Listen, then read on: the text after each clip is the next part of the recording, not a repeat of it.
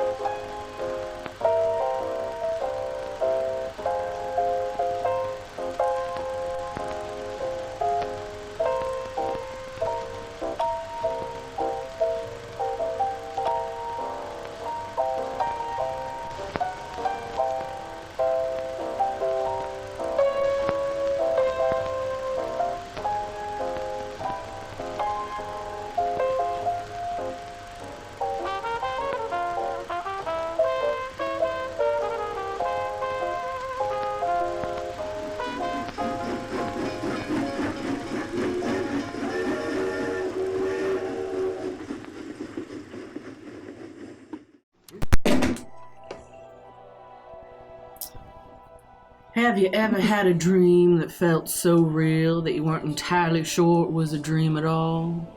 That maybe in the realms of slumber there's someone trying to tell us something? Something that should have been done, something yet to come, something that should be, something to fear. Whether or not you believe all that, strange nightmares with some sort of message visited the dreaming minds of our protagonists, most of whom haven't had a chance for a wink of shut-eye for quite a while, if ever before.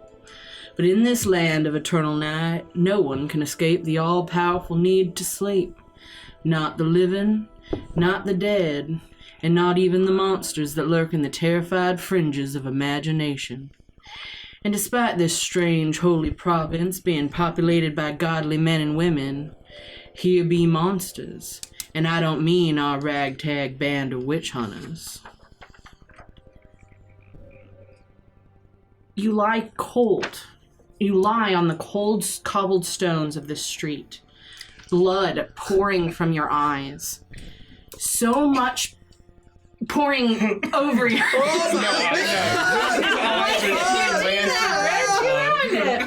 Good God. I was horrified. It's a scary campaign. Blood pouring down your face, obscuring your vision, as you feel the wounds on your body, but so many of them. The adrenaline has overcome you that you feel no pain. As you watch this gigantic entity that leapt from the rooftop of the inn move one boot and then the other, you see the cracked and completely decimated skull of one of the men that had been beating you on these streets as his body lies broken on the cobblestones in front of you. You watch as this entity snatches up 1, 2, 3, 4, and with a grace and ease so quickly unlocks the cages on his back and swings the bodies of these men into these prisons.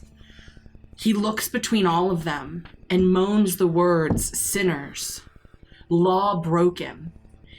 As he turns to look to you, all of you feel your minds swimming that same sense of almost drunkenness that had overcome you as you fell asleep, still swimming at the very fringes of your mind while you try to hold on to consciousness.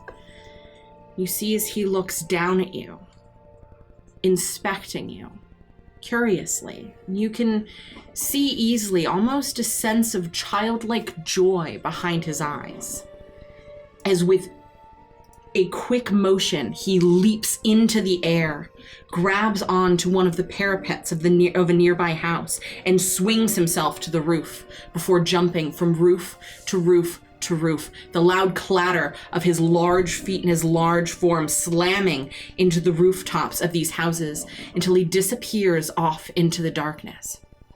You all groan a little in pain, trying to find your voices, as unconsciousness comes to you. You wake up You've all experienced a long rest. It is the smell of fresh cooked meats and eggs that assail your nostrils that bring you to. As you roll to and fro in what feels like a soft cushioned bed with fluffy, downy blankets. You wipe the sleep from your eyes as you look around, and you see that you are in a clean, warm room, a fire off in the corner blazing brightly. This is not the room you'd been staying in the inn. This is a room altogether different, more homey, more cozy. You're all dressed in comfortable pajamas and clean linens, some a little too large or too small for your forms, but comfortable enough, tucked in, and you hear the sounds of not familiar, but comfortable communication, as if between family members coming from downstairs as it seeps through the floorboards. What do you do? We're all together. Yes. So you're all in a room. There are bunk beds lining the walls. There are 3 bunk beds in total, and each of you are cozy, wrapped up in fluffy, downy blankets. I immediately turn away from the party to try and make sure that my mask is still on, is it? Even though my change of outfit has occurred. Oh. No. Oh my god. Yeah, I will say no. Because they would not understand the entire reason, and all of your wounds, etc., have been tended to and cleaned, and you have bandages and etc. So you're on a top bunk, I'll say, so you can do as you wish. All of your stuff is there. My hair is long, but typically kept up. It would have been taken down, cleaned, brushed, plaited into 2 plats for sleeping. I'll comb through my hair to sort of let it hang down to try and shield my face from the rest. Does anyone know where my mask is? We don't even know where we are. I'll start feeling around and see if I'm on lower bunks. There are hooks next to the beds, and all of your packs and everything is there. I'll reach for the mask and hand it up. Thank you. I'll look at the inside of the mask and see if it's been cleaned. I probably bled into it quite a bit from the beating. Any blood or anything like that would have been cleaned out of it, but nothing additional would have been done to it. If there were any damage to your property, they would not have dealt with that. Is everyone okay? I'll stand up from wherever I'm laying. I'd be lying if I said that I'm not a bit sore, but I'm in one piece. Everyone else? What even happened? I'm missing teeth again. You feel in your mouth, and you actually feel that you are not missing teeth. Oh, never mind. I've got the teeth back. With the amount of with the severe beating that you experienced the night before, you imagine that you should all feel significantly worse, but you don't. It's almost as if someone has taken the time to heal you to near perfection. Your muscles are a little sore. And you're still feeling the remnants of drowsiness, but you have not felt this good since coming to this land. Gosh, is that what happens every time you folk go to sleep? That's terrible. No, Jericho, we let our guard down and something happened. I never want to sleep again. I always tried so hard. Gosh, it's true what they say. Careful what you wish for. We need to be more careful, to your point. Well, the point is somebody drugged us. And somebody made sure that we fell asleep. And at least I had a fucked up dream. And then I couldn't move a fucking muscle. And they would beat the shit out of us. Oh, gosh, you had a bad dream? A nightmare? Are they as always that vivid and terrifying and involving so many crows devouring flesh? Oh, did I lose Virgil? Oh, there you are. I'm glad you made it out, Virgil. Okay. No, I miss you too. I'll put my hat back on. You had a dream? You can dream. Well, had you asked me that perhaps a few days ago, I would have said, no, sir, no, I cannot. But I presume being and having an experience when your mind is shut off in another sort of situation. This is all very new to me. Does this happen normally? This is a bit new to me as well. I typically meditate instead of having a full dream-like sleep, the way that we are in this strange land. And do you drink too? Yes, I wouldn't call it a dream, though. It was a nightmare. You? I dream.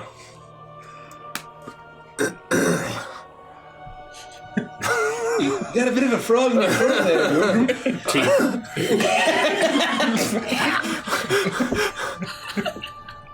I thought I was going for a Scottish accent for a second. I had a horrible nightmare last night as well. Nothing like that's ever happened to me before.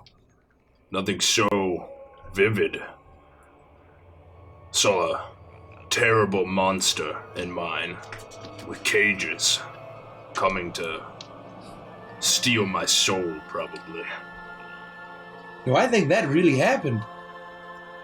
You had the dream too. Well, I feel like I woke up before that big old monsterman beat up all of those hooligans.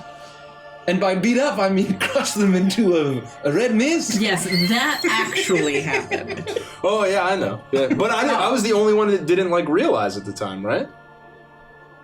I don't think... I didn't realize that at the time. Sure. It's a very vivid dream. Sure.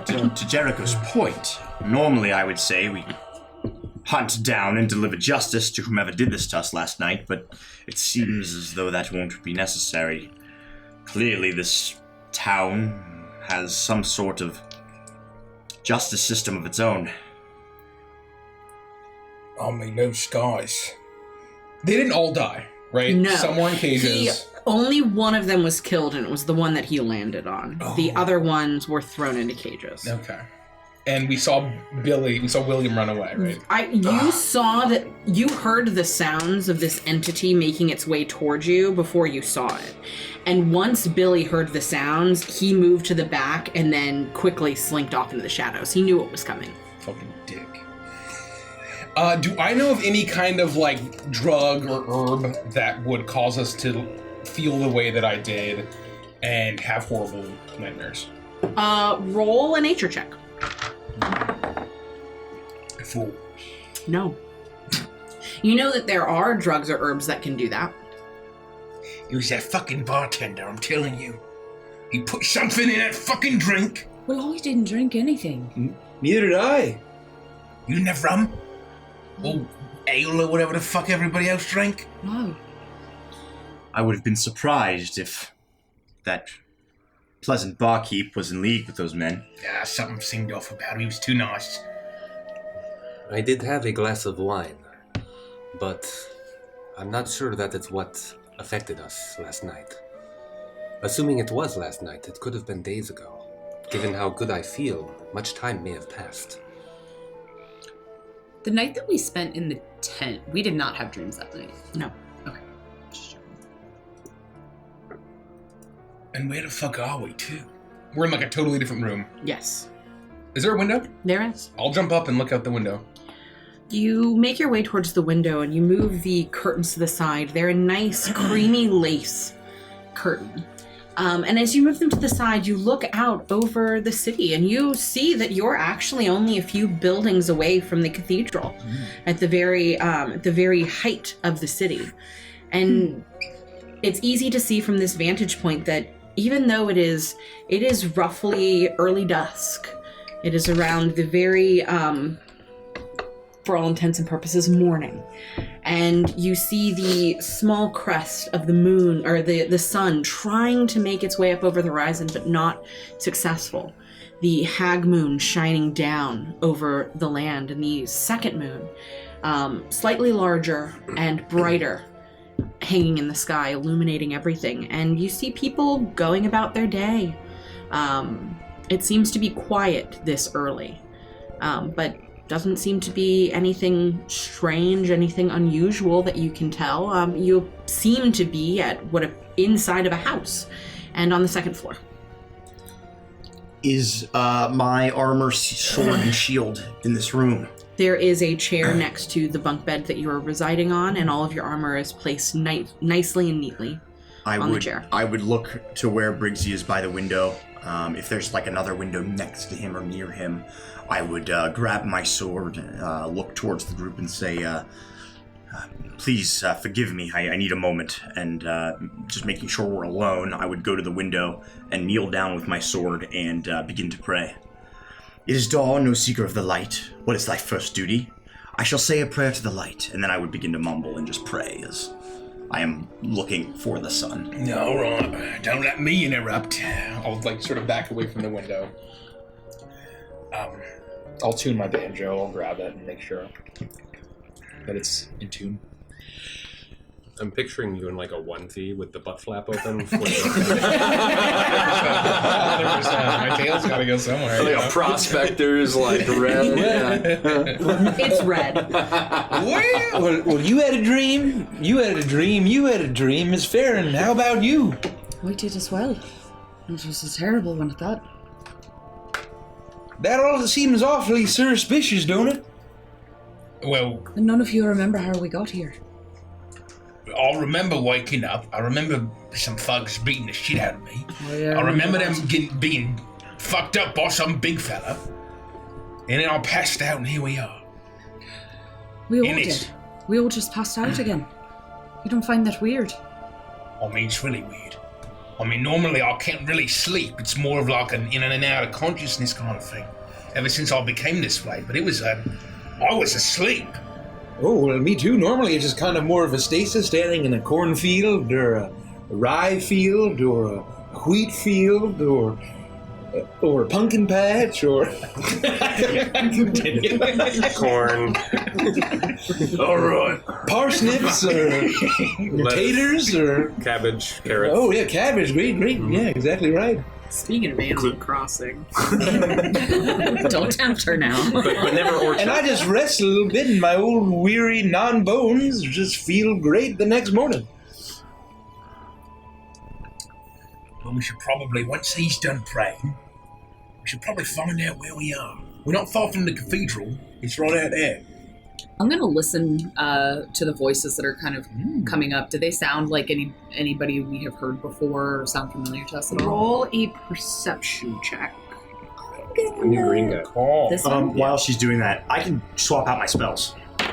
As a paladin, right? Yeah. So that's like my... You prepare your spells. I've never played a paladin, but if they can't, you can now. Okay, that was a question for the group. Thank you very much, Nikki. You Mix new dice. You listen in at the door, and it almost sounds quieter, so you slowly move along the floor, and you find a crack in the wood where you're able to listen in, and it sounds to be about 3 voices. They sound jovial, but sounds to be at least one man, a woman. The other is a little undiscernible, and they are not any voices that you've ever heard before.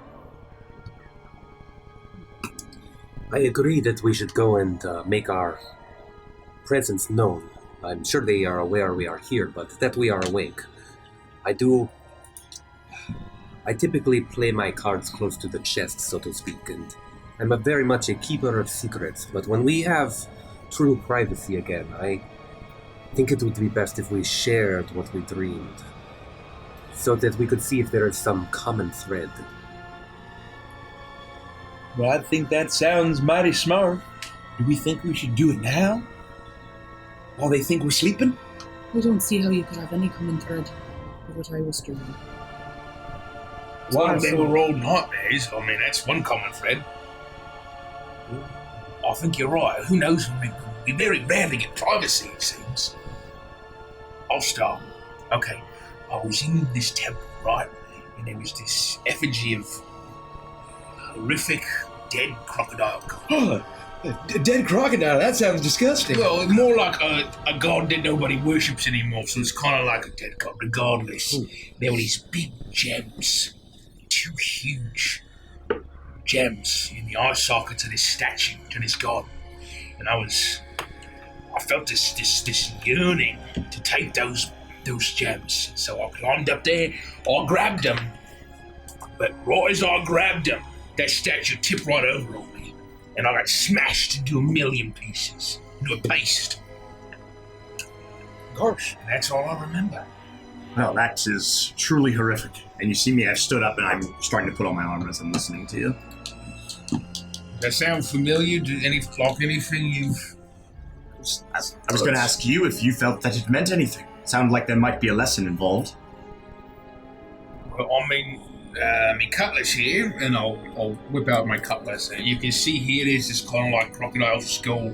I think it's all related to whatever dead god that was worshipped in Chalk where I found this thing. I was simply going to suggest that you were being punished for being a thief. Well, I mean, it wouldn't be the first time. Well, do you feel that you feel guilty about that? I mean, no. Maybe this is the god's way of telling you that you're going to be punished. Nobody was using those gems, it was just there. Well, what was your dream? You think you were being punished? Well, I've had horrific dreams ever since I've been turned into this. But there was something a bit more visceral about this dream. I've had some real doozies in the past. Out of character, I have to be honest with you, I do not remember all the details of my dream, so if you could help me out. I know it was very violent. Yes, you woke, or not you woke up, you were surrounded by coffins, and you were unearthing vampire spawn, and you were killing them, just absolutely slaying them. Like children, and then children began to appear out of the coffins, and you cared not for women, children, men. If they were of the ilk, you killed them, and you ended up the entire place. You were trying to burn the place, and your wrath was so strong that you didn't even care for yourself as you began to burn as well. I was somewhere I did not recognize, surrounded by coffins and the undead. Quite frankly, creatures of the night, and I slayed them. Not undifferent than I would now, as I have, and will continue to do. But I was angry. Particularly so, even more so than normal. And there was a certain amount of bloodlust. Forgive the irony. We saw a little bit of that in that creepy basement. I can't always control myself. It's something I'm still working on all these many decades later. Needless to say, I slaughtered them all, regardless of age of these creatures of the night, but again, I wouldn't hesitate to do that now. I am beginning to see a pattern in these dreams. You are filled with a very pure emotion, like Brigsby was filled with the desire for treasure. Look, it's Briggsy. There's no second me. I'm sorry, it's hard to hear through this mask. I'll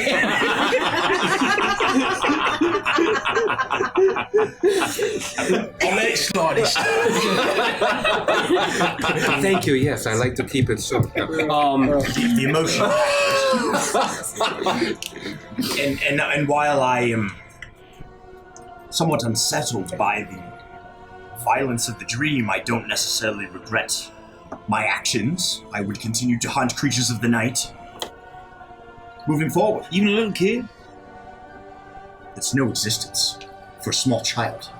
Regardless of good or evil, you kill them all the same. It's against the natural order of things. Perhaps so, but would you do it filled with such rage? I like to think that I'm in control of my emotions, and I do it with resoluteness, steadfastness even. I ask because in my dream, I was sitting on a throne. I was sitting on a throne and looking over fellow Sharans like myself, people who believe in Shar, goddess of night. They were all worshipping and following the rituals of Shar, and it was clear that we had achieved authority, a mastery of this domain, this realm, this space that I found myself in this dream, and I was filled with a sick pride, as broad as the night sky on a clear night.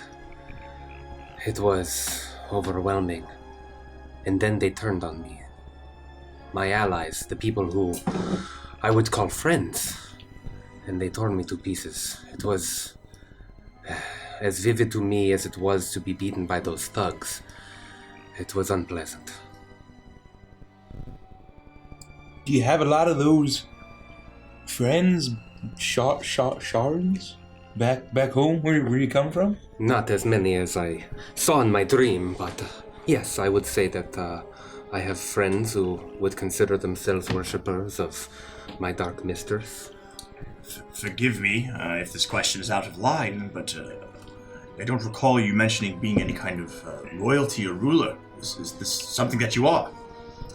Not in the formal sense. I am a priestess of the church. Is it something you want to be? Very much, yes. It is what I have devoted my life to. Well, your Sharan fellows, friends, ever tried to tear you limb from limb before? No, in our particular sect, we tend to be recruiters, people who find lost souls and lead them to Shar. Not all Sharans are the same, but we would never turn on each other. Not like that. So you practice safe sect? Yes, that is an excellent way to put it. Thank you. I will remember this phrase. Are you worried that this could be some sort of warning? Well, I am wondering if it is attached to the quality of sin in this place. We are all perhaps indulging too much in our in raw, base nature. If that is perhaps a consequence of being in this city, perhaps all the civilians in this place have dreams as this every night. There's no way to know. Or perhaps we are unique, and if that is the case, something is prying into our minds and knowing what we are looking for, what we have in our darkest hearts. Well, since being here, I don't feel as though I've done anything out of line, unless it's just sin that's been following me my whole life. Or since I've been this way. I know, as Jericho pointed out, that I was not in my right mind in the basement of that horrific house. Well, lines up with what you were saying. I mean, he was punished for being the way he was, for being full of that pride. Interesting. Who's next? You mentioned crows. So there was many crows, you say? Well, yes, there was. Well, not to start. It was really just halflings, and there was a wedding, and it was so beautiful, and it was in a barn. You know how weddings in barns are all the rage these days, and there was a lot of love and friendship and magic, and it was so beautiful. And it was just, gosh, it's everything, and I really wish I was there. I wish they said, you know what, Jericho? Don't stop lurking by the window looking at us creepily, and come join us for some sarsaparilla and a shank of pork. And they didn't do that. Instead, a bunch of crows came in and ate them all. And then they ate me. Oh my gosh. One day you'll have to explain who this Garsh is.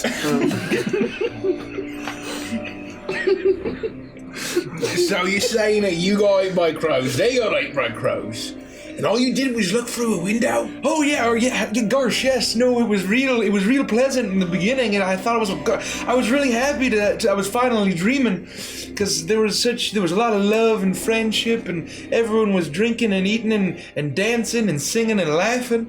And then I wish I was in there. I wish that was me. And then a bunch of crows came, and they ate all of them. And then they ate me. And I don't know how they were able to digest all of my metal and burlap and straw, but there was just a screw left after they was done with me. Did you feel the way that the crows were feeling? Like you can communicate with Virgil? They just descended upon me. I just felt like I wish I was there. And then suddenly crows. It certainly doesn't sound like you've done anything that deserved punishment. I don't know why you've been consumed.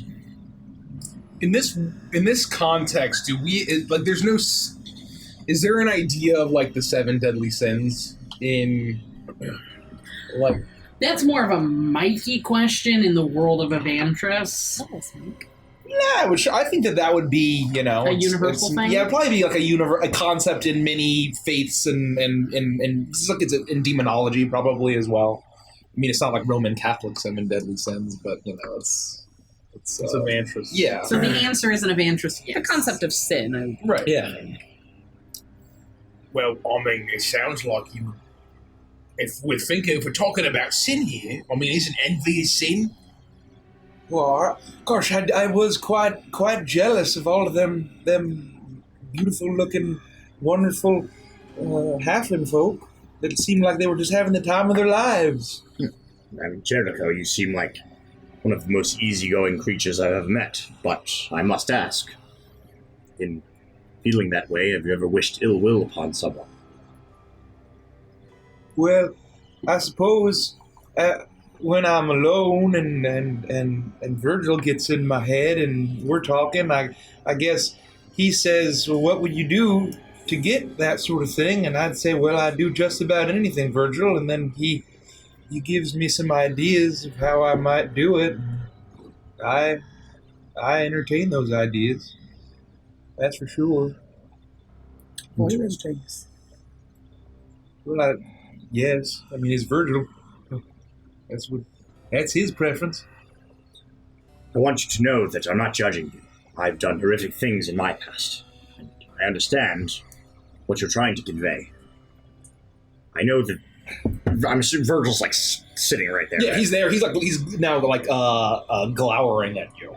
I'm gonna look at him. Say, I know I understand he's sitting right there, but why not get rid of him?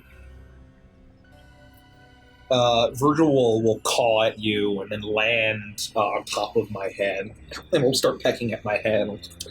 Virgil, gosh, he's just asking a simple question. Virgil, fly away. If he's so awful to you and he's suggesting such violent things, why entertain them at all? Well, that's the rub, as they say. I can't. Virgil and I are 2 peas in a pod, so to speak. We're he and I are one and the same, you could say. We could say that because it's true. Are you worried, or do you know that if something were to happen to that bird, you would cease to exist? Well, no, because Virgil is, well, I suppose we're all friends. You're not going to be really terrified. I won't be. I won't speak for anyone else. Virgil's out here, but he's really, and I'll reach and I'll take my shirt, and I'm like, well, I'm sorry that whoever changed me had to see this, and I'll pull it up, and you'll see that my chest is effectively a metal cage, and it's just complete pitch black inside, and there are 2 horrific orb-like orange eyes with the same 4-pointed star pupils that Virgil has. And they're like glaring out in the exact same way that Virgil is. And you'll see that. And you'll actually notice that they're the same shape and size as the ones that came to my eyes in the house when I had attempted. But I guess you would have seen that. Is it like a hollow? Like there are bars that come down. Yeah, like there's a bird bars cage? across. Basically, it's not like the bird cage, but like kind of like the like a human cage situation. So hollow inside, but yes, but it's completely pitch black inside, except for Like magical darkness. Almost, yes, magical sort of like darkness. Do the two eyes stare forward, or are they starting to look at us? They're all darting around, and then it's the same way that Virgil's does, and I'll pull it down. A bottle of thunder. And I'm going to get a little closer as you're holding it up still and before you put it down. What's under there? Virgil kind of fly in and peck at my hands, and I'll drop it. Well, yeah, no, that's Virgil. So he's there, and he's also here. Have you always carried this burden? No. This was kind of my. I was made to carry this burden, but it was actually quite nice for a while. It was quite nice. I had all my best gals, and they made me, and they gave me this here banjo, and they taught me, or I guess made me to be able to craft and spin quite a tune, and then I was very for whatever reason I was quite good at talking to folk, and especially the halflings and where I used to live. And then I would go to town, and all of the folk, especially the children, they'd love me. And I'd encourage them all to come back into the woods. And then they never came back. And then when enough folk had followed me into the woods, my three best gals, they gathered round and waved their arms and chanted and lit some fires. And then it all went dark. And then when I came to, they was ed up, and I had Virgil inside me and outside. It sounds very parallel to your dream that you had last night. You are a creation of creatures of the night. Well, I guess you could call them hags. Yes, that is technically what they're referred to as. They was hags. They was my best gals. And these gals, they had control over you. Well, I don't know about control. They asked me to do things, and I would do it. They was my best gals. It was true, genuine affection. And they're gone now. Virgil let out a very a malevolently gleeful caw. And I'll say, well, they was all in Virgil's belly as far as I'm concerned. You poor creature. Well, so they got what they fucking deserved. Well, no, I don't know if that's true. They was real nice to me, and they said they cared for me and loved me, and that was real nice. And ever since then, it's just been me and Virgil, and he's been lingering around. I don't know. They never told me what I was supposed to do once Virgil got here. Well, it does sound then like your dream was some sort of punishment for the things that you've done. You being consumed, and just as all of those innocent, or just people, were also consumed. Well, I never knew what happened to him. All I know is I brought him to the woods and brought him to the hut. And I didn't ask questions what happened to him.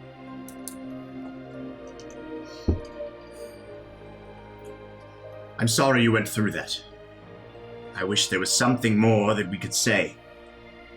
It's all right. It's nothing that y'all did. It's all what I was built for. I'm not like y'all folk who had a mother and a father and childhood and all that sort of thing. I was built for a purpose. The silver lining is that you had agency during this time. It means that you will not be a risk to us if we should encounter more hags.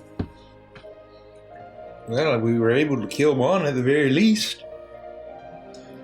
What would have happened if something like that horrific sin monster would have break your chest open? Well, I don't right know. I know that I've tried to perhaps say farewell to Virgil and none of it worked. Tried this here key, and I pull the key that's around my neck. And this only, let's just say it's not something that I want to be using. Doesn't get rid of it. Do you know what Virgil wants? I know that, and Virgil will fly and kind of land just on top of my head and just glare at all of you. And I'll say, well, he wants me to do things and learn things. And sometimes I'm able to say no, sometimes I'm able to say yes. Well, not able to, sort of have to say yes, and it is what it is. He's awful fond of secrets. Sounds like a liability. Well, what's your meaning there, Captain Briggsy? I'm not a captain anymore. I don't have a ship. Need a ship to be a captain. I'm sorry to hear that. But what I mean is that you blacked out. And then when you came to, you had devoured 3 hags. Well, no, it wasn't me. I didn't devour them. Okay, not you, but the creature inside your belly consumed 3 of the hags. Well, It took a lot for us to kill 1. Well, I think being fair, and Virgil won't like me saying this, but I can because I'm my own person, Virgil. I'm sorry. Oh, well, is that was Virgil a lot stronger than he is now. I think that whatever they did to me was he came up from wherever you came from, Virgil. And then the ritual, I guess he had a moment where he was as strong as he normally is, and then clang clang. So you keep him at bay? That's, I think that's why I trust Lord Druskenwald. He said the Amber Key could silence the voices without the mess. If you did not have this entity inside of you, would your musical notes still have their magical properties? Well, here's the thing, Miss Lethica. My banjo always had magic, but after I woke up and all my best gals were gone, I was able to do more. And I believe it's this banjo that was you can see all the runes or this design here. I don't understand it, but they gave it to me, and I think maybe a little bit of column A, column B. I understand your concern, Briggsy. But a tenet that we have not discussed yet.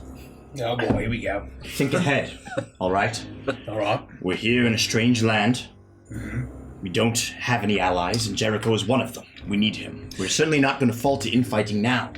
And, to your point, if this creature that resides within his chest is as powerful as he says that it is, then perhaps it may come in handy when we face down witches and whatever head witch is leading this horrific cult. And back to the tenet of avoiding negativity. We can think to the bright side and use Jericho for good. Oh, that's very noble, and, you know, he hasn't caused any trouble yet besides talking to us. You don't remember anything about that, do you? No, I'm talking to you right now. I remember. No, I mean not you, Virgil. We spoke to Virgil. Oh, yeah, no, I know. I don't remember that, but I remember that it happened. So that's the thing. If he doesn't remember when it happened... He's just a weird, gross crow. You can just... That's all he can really do. He's trapped away, so you can be as cross as you want, Virgil. If he was strong enough to be feared, what would have stopped him from killing us at any point in time in our journey. Well, that's why his answer is sufficient for me. But you're right, Briggsy. I guess if I'm a liability, I can go stand in one of them fields out there. No, that's not what I'm saying. It was nice to have friends for at least a little bit. Look, I know a thing about magical runes and calling on horrific powers to get the upper edge. I get all that. And I'm just saying, if you're feeling unwell, let us know. If there's some kind of tell where you know, oh boy, here he comes. I'm about to do this. It's usually just when I need to do something that's not in my nature that my best gals didn't equip me with. And I need to borrow a little bit of his fiendish power. And do not abandon us, Jericho. Stay with us. We are your allies and your friends. We will not be able to attain what we have been promised without each other. That's exactly right. I'll take off my hat and I'll kind of look very touched, as much as a scarecrow with a burlap sack hat can. Scarecrow tear. Yeah. We've seen a lot of horrible things since we've come here. Things that have scared me outright, and I'm not easily scared. But you're not one of them. Well, gosh, that means a lot.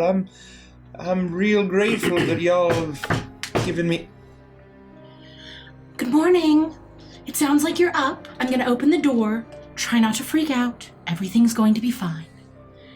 And just as quickly as you hear the voice, the door slowly opens, and a short woman, a little on the pudgier side, with long dark hair and bright greenish blue eyes, makes her way into the room. She's adorned in a plain gray dress with an apron that is clearly dirtied from a morning of cooking.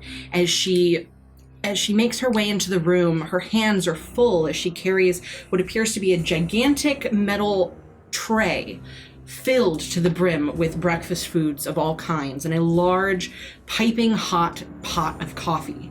As she uses the heel of her foot to kick the door closed, she quickly bustles over to the corner of the room where there is a large table with 6 chairs, and she begins to set out places, humming to herself as she does so, completely ignoring you all. And as she wipes her hands on her apron, she turns towards you with a smile on her face and looks between all of you. Well, I'm so glad to see that you're doing fine. I do have to say you were a bit of work last night, but we got enough rest, and it looks like you needed it. I'm Mirabel. I don't know why I said that's my last name. Zephyrine Mirabel. And I'm the sister to the Archbishop. Zephyrine? Oh. Zephyrine. Oh, Zephyrine? Yes. That was way off. No, you go. Oh, I was just going to say, apologies. My name is Samarius. Oh, I know your names. This smells amazing. Thank you so much. Oh, you're welcome. You need to eat. We're just a little confused on where we are. I guess we're at the... Are you the one who brought us up here? Well, tiny little you. With some help. My husband helped me, of course, and so did my brother. He was horrified to hear what had happened to you last night, and he came to me, woke the family, which we were not bothered, so don't worry yourselves too much about that. I work with the church often, and it's part of my duties to bring in the sick and the poor and help them back to their feet, so it was no trouble. I promise. How do you know our names? Well, my brother told me, of course. And what is your brother's name? The Archbishop. Danton Alexander Renault. Well, for the record, we are neither sick nor poor, so if there's anything that we can do to pay you back for your kindness, we are extremely grateful, and we are willing to offer our aid. I appreciate that very much. I do know that he has a meeting with you, so he was very to the point that I needed to make sure that you were well fed, well healed, and well rested before your meeting with the matron of the orphanage today. Is it you? No, you go. Is it you who healed us? With some help from my husband. You must both be very proficient with the healing arts. We do what we can. I wish we were better, to be honest. It would be nice to be able to help the children. And you can see a look of, like, pure sadness on her face for a second. Well, that's an understatement. I was bleeding from the eyes. Oh, you were So very well done. brave.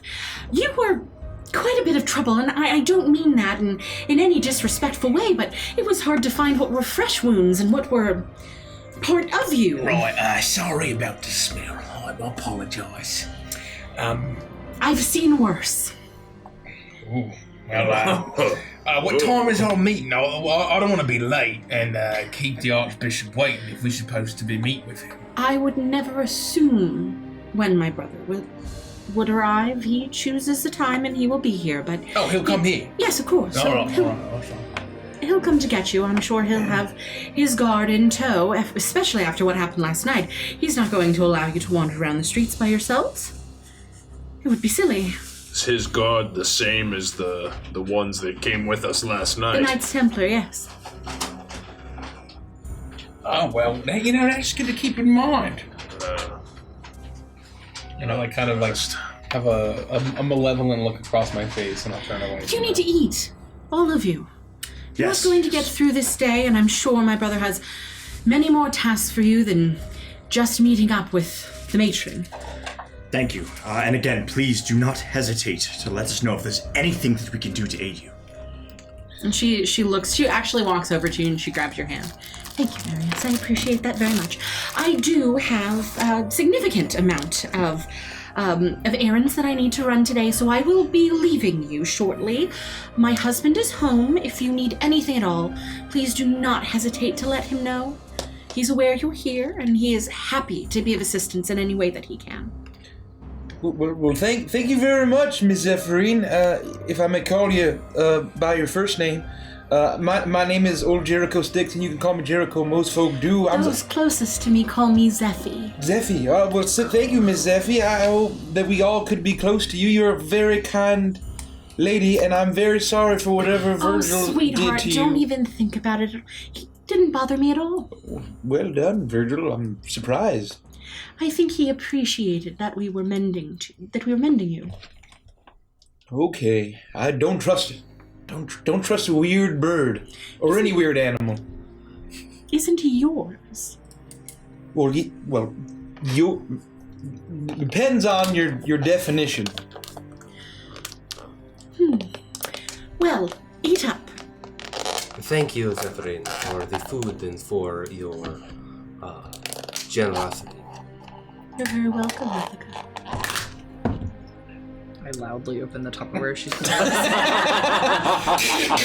Do I smell Mongolian beef? Oh, wow, you can wrap the beef up right in this cabbage leaf. Yeah. I instantly have the shits. I promise you, there is no MSG in any of this. I'd immediately walk to the table and just start like snarfing down everything. I'm standing there just waiting for her to go. She watches as the two of you move towards the table and begin to eat, and a smile, for those of you that are watching her, easily lights her face. Well, it was lovely to meet you, and I will hopefully be seeing you this evening. This is where you'll be staying as long as you're in Cyril. My home is your home. Thank you for your hospitality, too. Thank you. Need anything at all? Well, I just want to mention that when we were staying at the inn, we were dragged out of bed by like a dozen thugs. I'm aware. So are you gonna, in case it happens again, I mean, they might find out where we're staying, and there might be like 24 next time. Are you gonna be okay? I mean, I think we'll be okay, but are you gonna be okay? The simple answer to that is yes. This, outside of the cathedral itself, is the safest place you'll find in Cyril.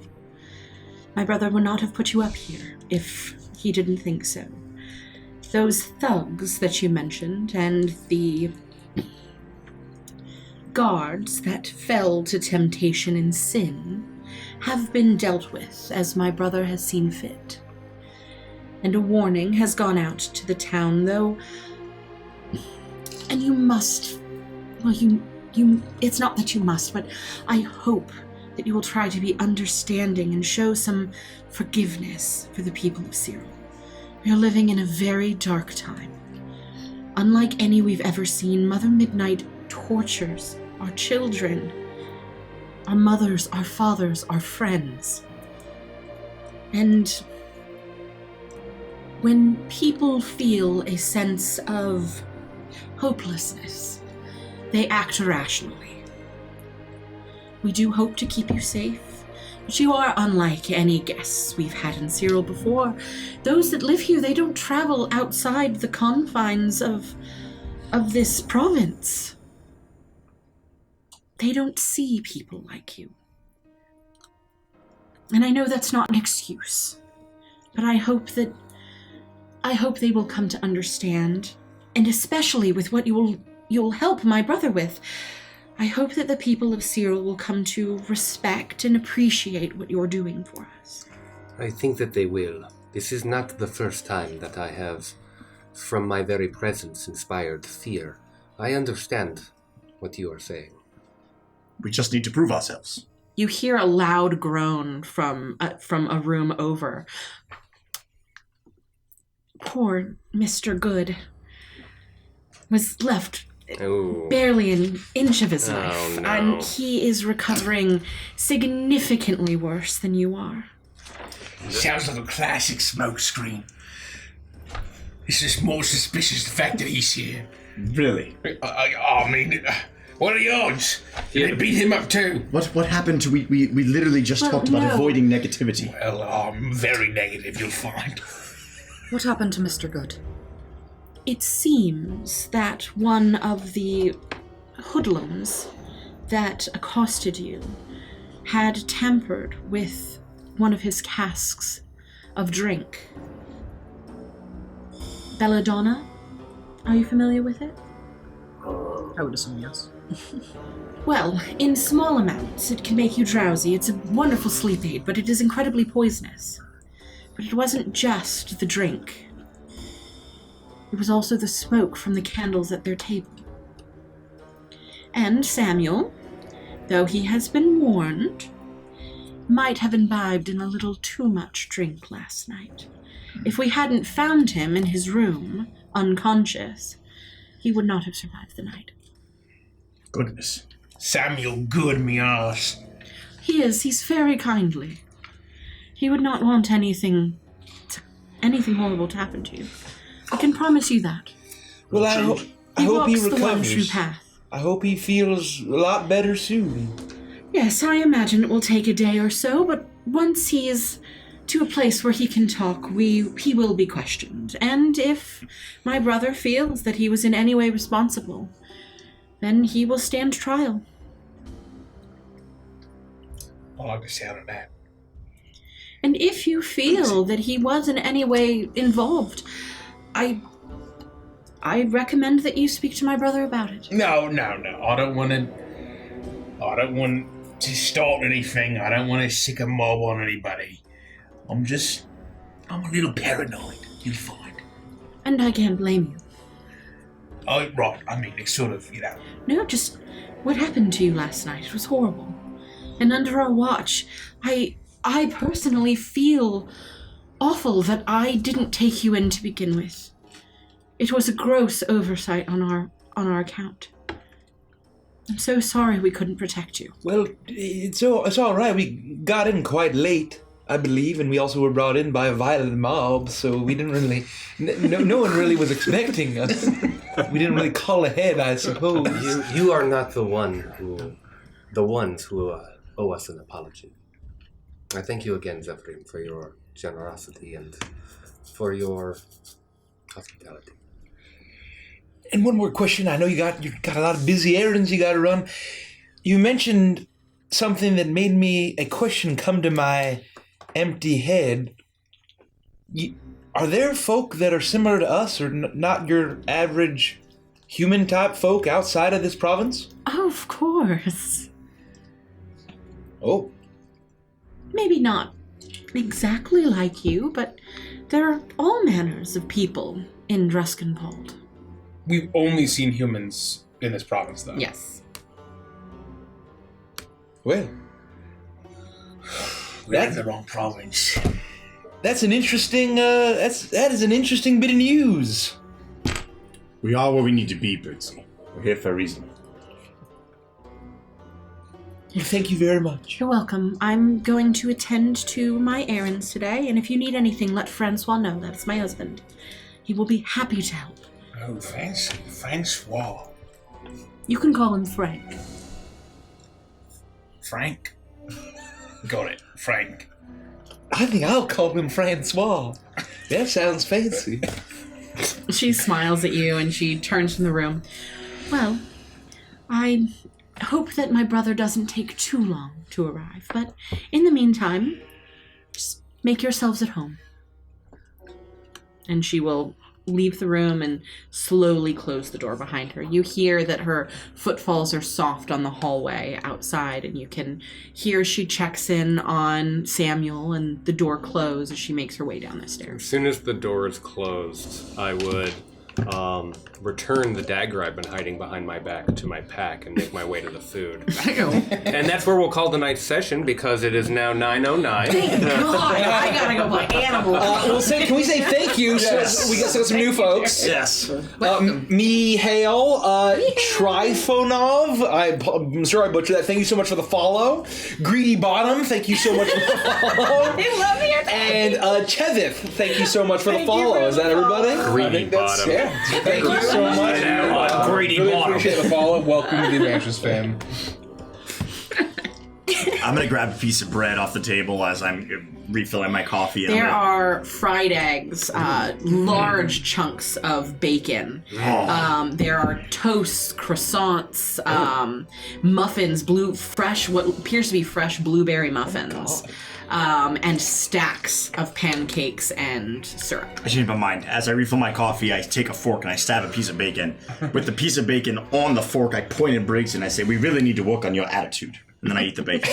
Well, I'm gonna get a croissant. I grab my croissant from the table. With 2 strips of bacon in both my hands, I go, What's a croissant? You see these fancy little things of bread here? I mean, it's just bread. It's more just like better bread. They should call it better bread, but they call it a croissant. It's made by layering the dough with butter. I'm sure you would enjoy it, but I will have the blueberry muffin. That's a good muffin. And I'm just eating croissants. Farron, make it's sure you very eat as good. well. We need to keep our strength up. I'll take a small bit of egg and bacon. I'll tear my muffin in half and I'll put a layer of cream cheese on to create something like a sandwich. And just Yes. Okay. Oh, and there's a cheddar board, a cheese board, where there are an assortment of cheeses. I assumed that was Does it, in does my it- mind palace. does it taste or smell like belladonna at all? Not that I'm super worried about getting poison. I'm Roll a full nature in. check. I'm full in, but I'll eat it anyway. That's just, I'm curious.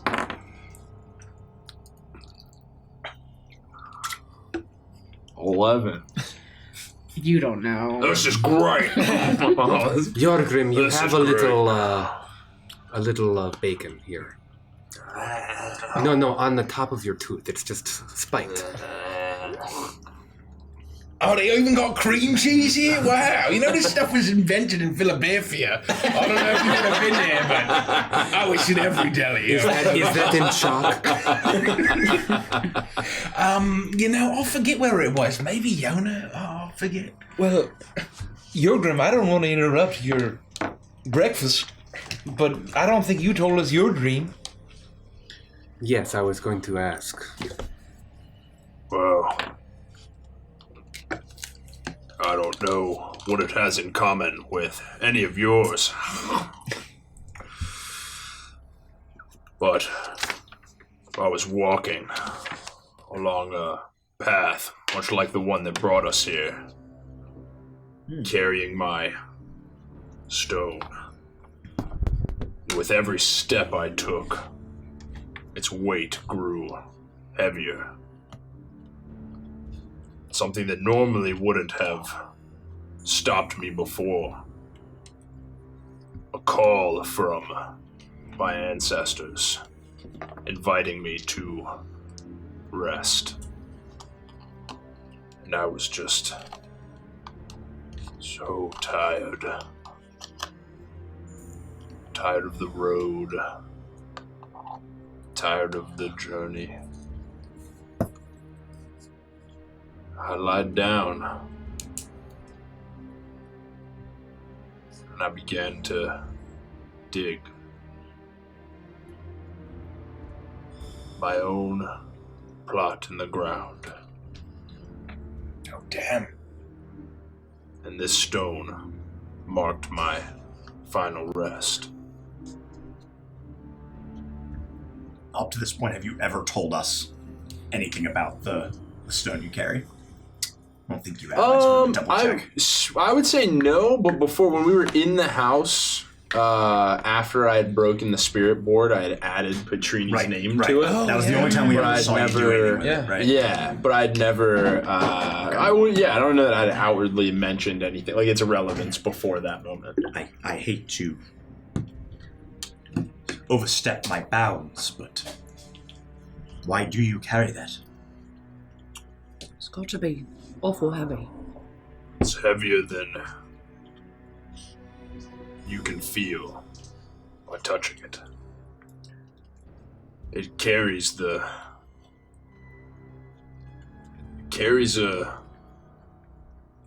telling of every sin I've committed. And you would see, like, written on it is just name after name, just scrawled, like, in small script all the way down. And it's humongous. I need you all to roll a perception check for me, please. Is it in Orcish? The names? They would be. You mean like would they be recognizable script or would they be like Orcish names? So no, what I mean, like, would it be written in Orcish, in like an Orcish script, or would it be like a common script, or Let me know if anyone 15 or above. No, 20. Catastrophic 20. fail. I fail miserably. Okay, the three of you hear what sounds like a soft intake of breath. In the room? Yes. Can we determine what direction it's coming from? Yeah, I would immediately try to spin to wherever it was. I would say no. Did you hear that? Quiet. I heard it too. I heard Jorgrim's story. No, shh. Jorgrim, I apologize for cutting you off. I heard it as well. It's alright. There's someone in here breathing. There's at least 6 of us breathing. No. Show yourself. I don't breathe. I retrieved the dagger from my pack. We know I don't breathe either. We know you're here. Roll an intimidation check.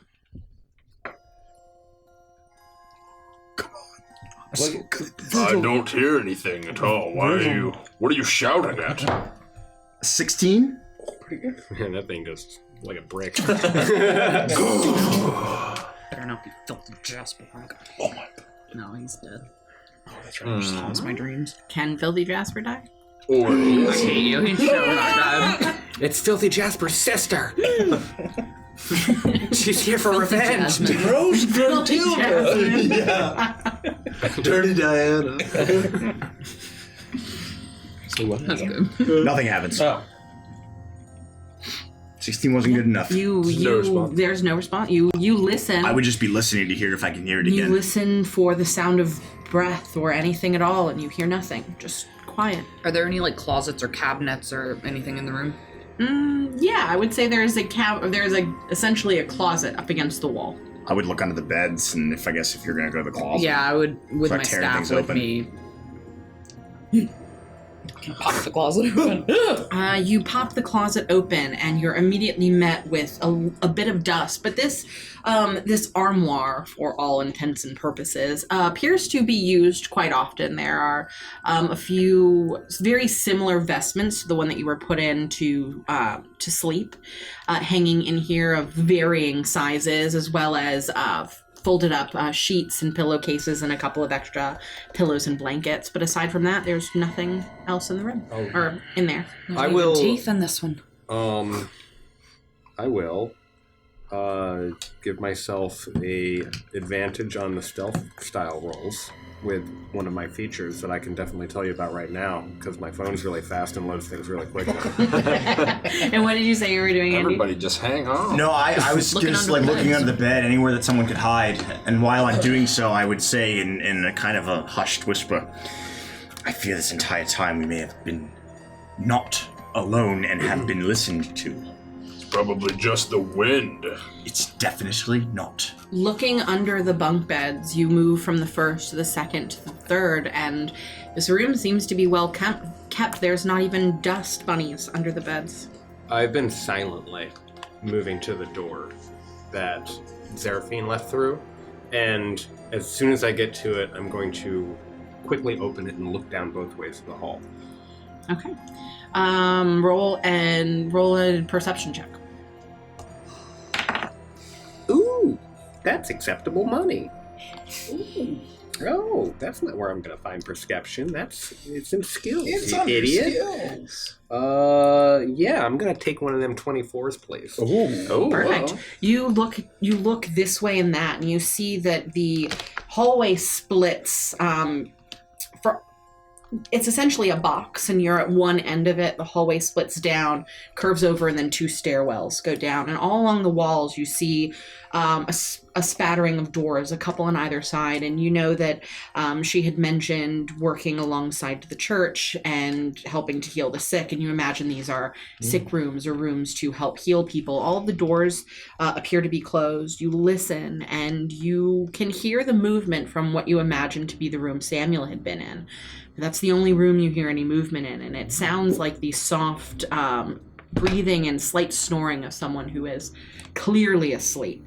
The only other noise that you hear is down below, much more evident now, is the sounds of Francois, who seems to be cleaning up the kitchen and doing other household tasks in the main level. As dexterously and stealthily as I can, I'm going to cross the hallway. I'm still in my onesie, with my dagger in my hand, very quickly and silently open Samuel Good's door and just peek in to make sure that all is well and that there's no one else but her. I won't make you re-roll. You're easily able to open the door. It doesn't seem like it's locked at all. The curtains have been drawn. It is completely dark, all aside from a roaring fire in the hearth and one candle on his bedside table that is nearly completely burnt away. And he is covered up to his neck in a very thick blanket, thicker than the ones that you were given. And you can see that he's sweating profusely and shivering, but he is clearly asleep.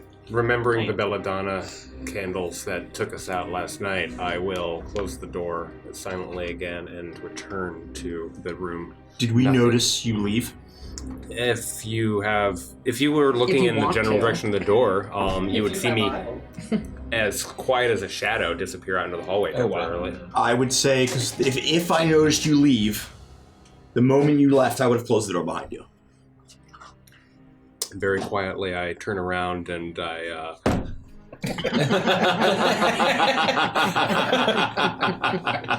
open the door and come back inside. Close the door behind you.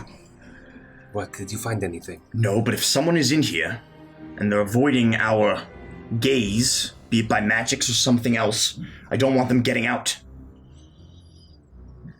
Reveal yourself, creature. Reveal yourself. As I start to speak, the room will dim. My eyes will start to darken. No, please don't make it dark. I don't like the dark. And you'll see that from beneath the mat of blankets on one of the tops of the bunk beds, a small child's face appears from the edges. Short blonde hair, bright blue eyes, radiant smile. She clearly resembles the Archbishop. And she looks down at you. I'm so sorry. I just really wanted to see the kind monsters that are in Cyril. Kind of like that moment in Fellowship of the Rings when Gandalf threatens Bilbo. I'm going as soon as I see that it's a child, the lights will return and my eyes will return back to normal. I didn't mean to eavesdrop. I know that it's a sin, and Mom told me I couldn't come upstairs, but I had to come in. I just needed to see you because. Do you want to know? Tell us quickly, child. Look, I have this storybook and you're all in it. And she holds up what appears to be a leather-bound book. And it simply says the words storybook gilded on the front. And she holds it open. You see that it's open to a story about a talking scarecrow. See, it's you. And then she flips it over and you see to a story about a druid of blight. And you're right here. Do you see? You're all in here. You can look at it if you want, but I couldn't even believe it when I overheard. Not that I was eavesdropping or anything. What are the odds of that? My goodness. Can I see that book, child? Yeah, but don't hurt it because it's my favorite. I promise I won't. First thing is first. You probably listened to us talk about a lot of things that you must not repeat, and I'll take the book and start. Goodness. I only heard what he was saying about being a sinner, but I'll never tell. It's not about that. It's about you are very young and you don't need to be exposed to such horrific things. I'm exposed to a lot of horrific things. Why did you only hear what I was saying? We've been talking for quite some time. No, you were stuffing your face with food and you were all being pretty quiet. That's true. Oh, you snuck in with your mother. Yeah, I said that. Oh, gosh, I missed that. I apologize. My name is Old Jericho Sticks, but you can call me Jericho, little one. Most folk do. Just ignore all the horrible whispers and child-eaten preferences of my weird, gross crow. Wait, what? Never. Oh, ignore me. I'm very sorry. I'm not good with kids as much as I should be. You don't have a child-eating crow in my book. You have to be more careful. Good. You don't know. We're strangers to you. I understand that you just wanted to meet us, but you must be more careful in the future. You don't know what you're walking into. You don't seem scared. Well, most of you don't seem scary to me at all. Where did you get this book, child? And I'm looking over Farron's shoulder, and I would want to like Marius flip to my craves area. blood. That doesn't say See Marius drink. Marius. Drink Marius drink. See Mary's kill. Yeah, I would want to flip to the one that's about me and like kind of see like is it a story like.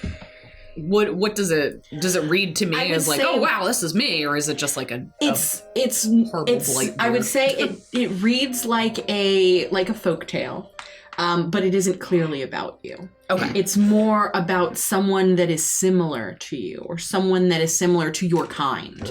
And it's the same thing with Jericho's. It makes it very easy to see that they are similar, but without the things that make you uniquely you.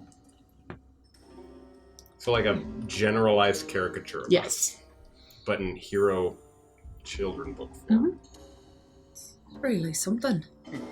That It's a nice book. Here. Where did you get it? I've had it since I was a little girl.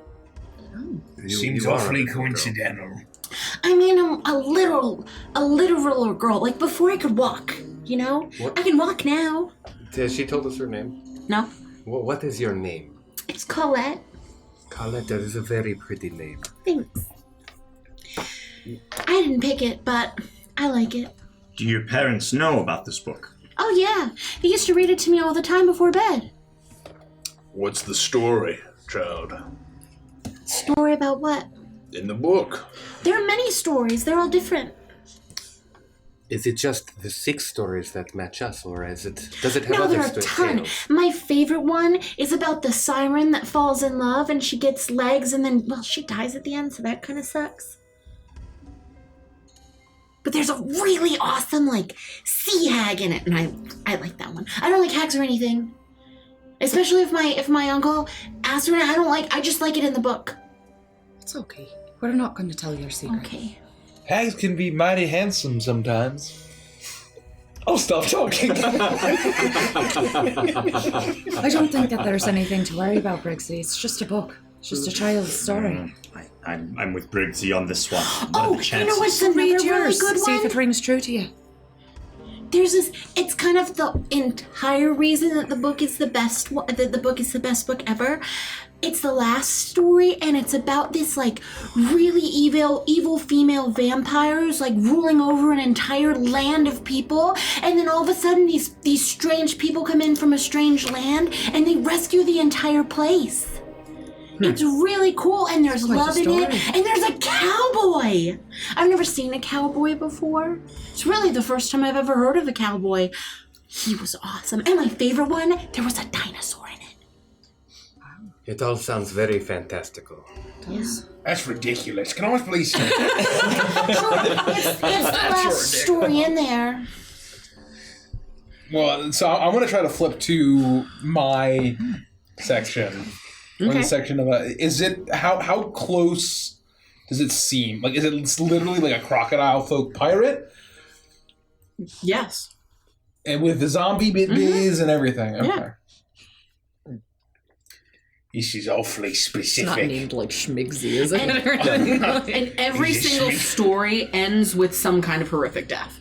Oh, okay. That would be good to know. I flipped to the story in the back, and I read a little bit about it. What does it say?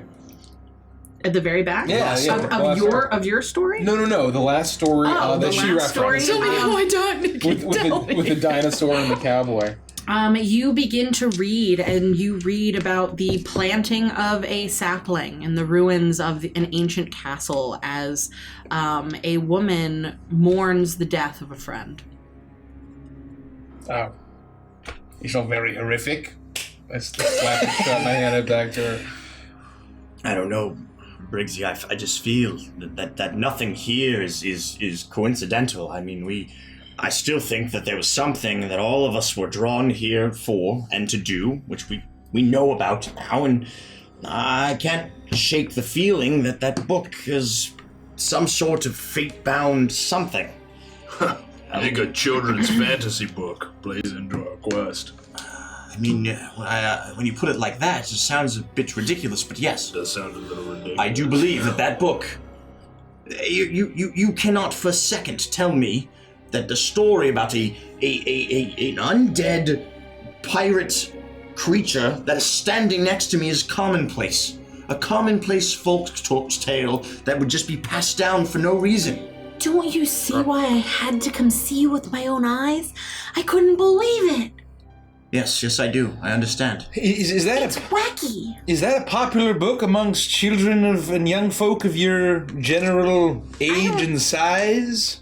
I don't know many children, Oh. so I don't know. Child, who wrote the book? Doesn't have a name.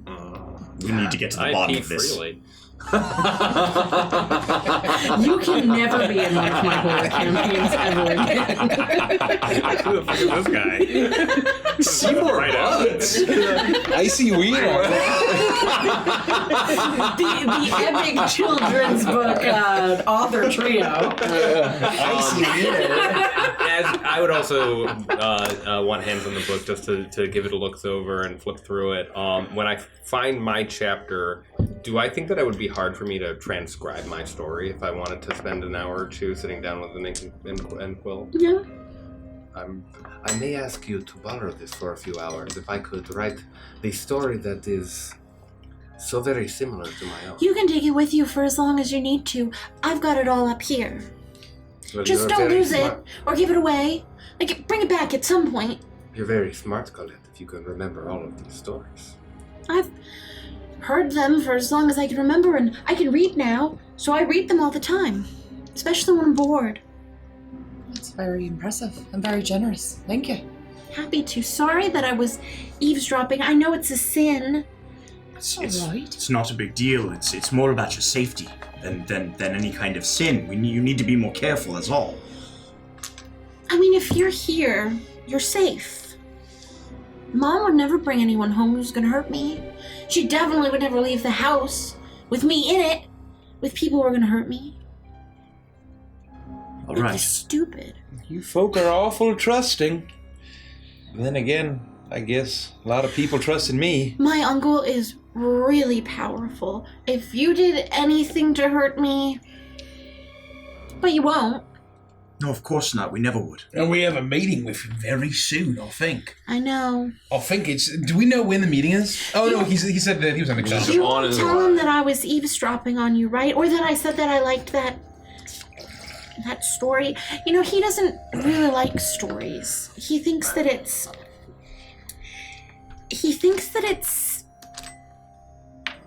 against the one true path to indulge in fairy tales. Well, we won't tell him. And if he asks, we will say that Collette does not even know how to drop eaves. Oh, thanks.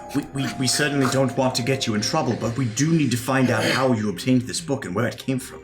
Sure, I can ask my mom. I think it's pertinent. If we don't want to mention it to the abbot, we don't have to. Yeah, I can ask my mom. All right. You can ask my mom. Well, whatever you think is best. Again, we don't want to get you in trouble. I don't want you to get me in trouble either. You have any extra bacon over there? Right, please, help yourself. Maybe not so much bacon. I just want one piece. Please. Would you like a croissant?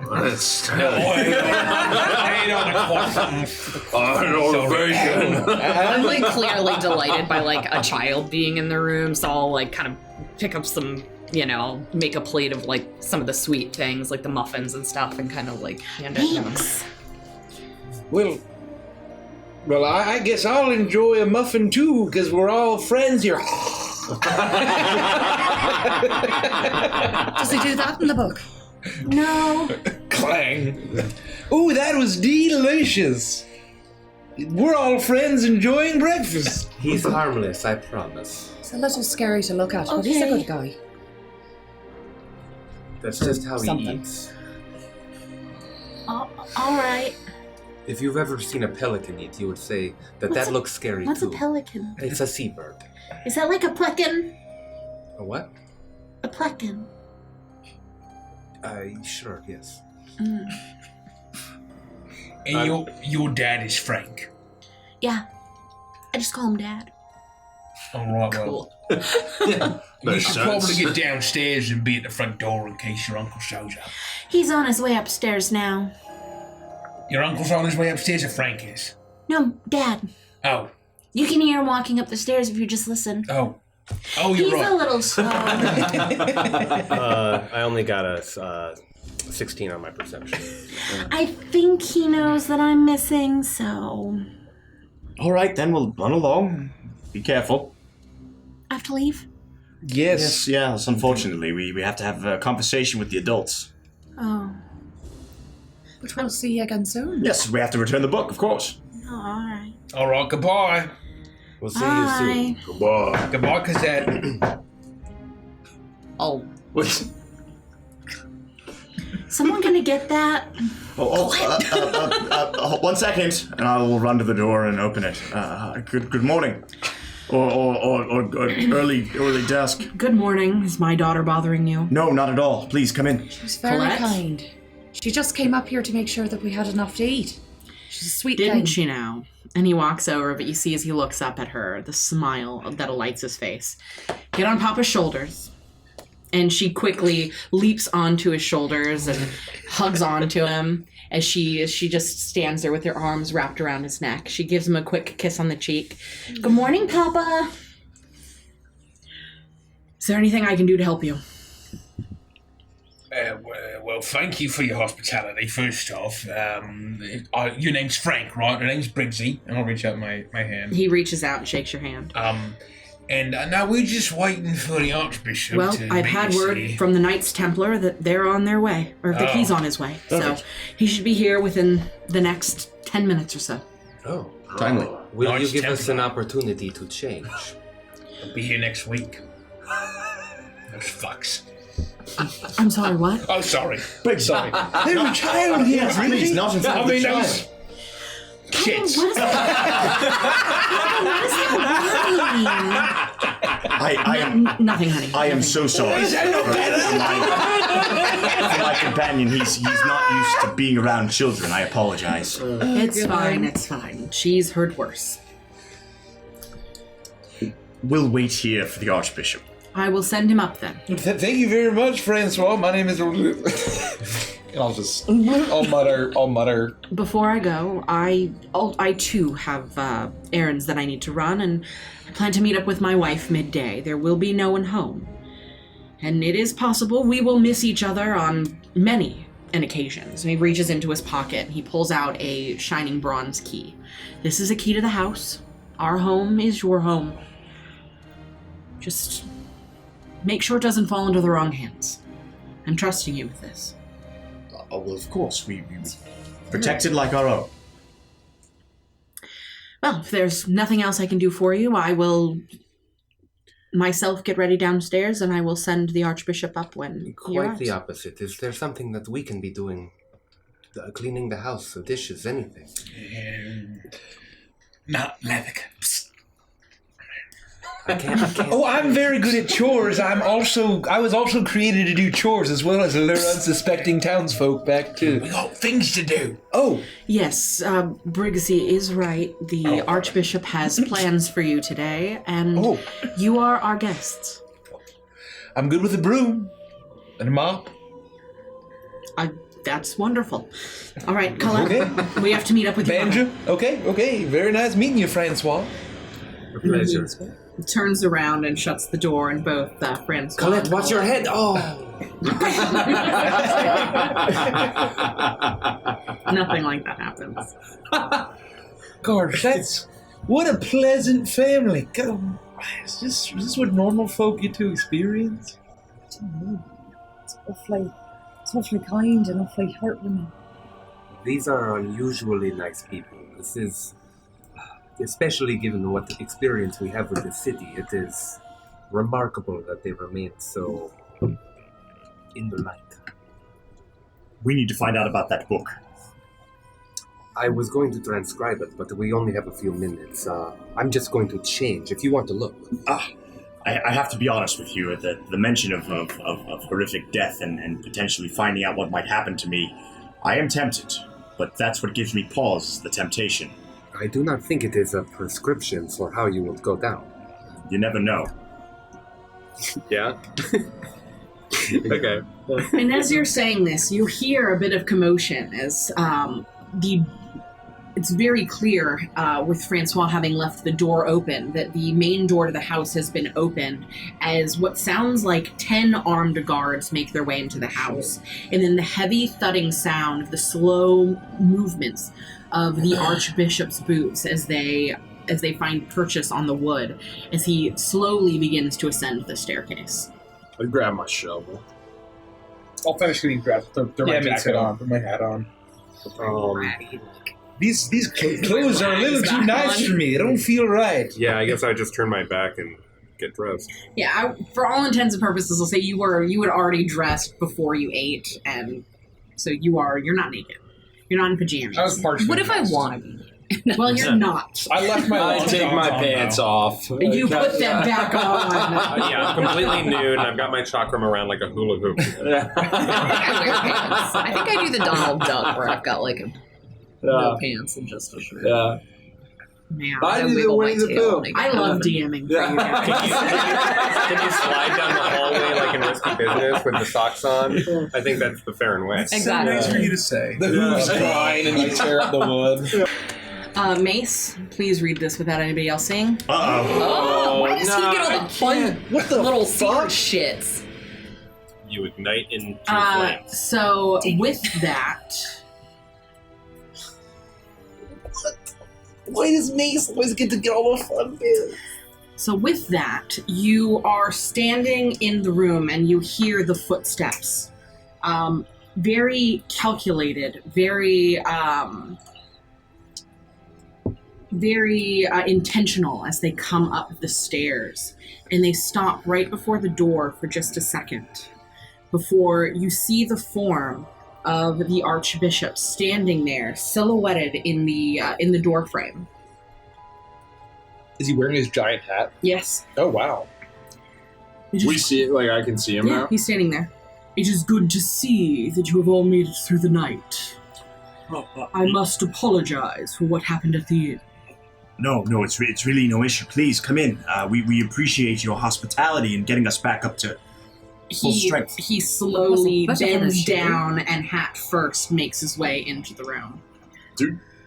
Do we see it? Is the guard in the room too? Or are they, You like, in the- notice that as he walks in, 2 guards move past the doorway, and you see they station themselves immediately outside of the room. You can imagine by the sound of the boots that there are two guards on either side of the door flanking it. And are these like knights? These are the Knights Templar. And so are like they're similar to Marius in a way. Like obviously they're Foltest and not but they're Lathander, still in but- similar regalia, Got it, just got it. different so iconography. I would make the connection. Got it. Okay.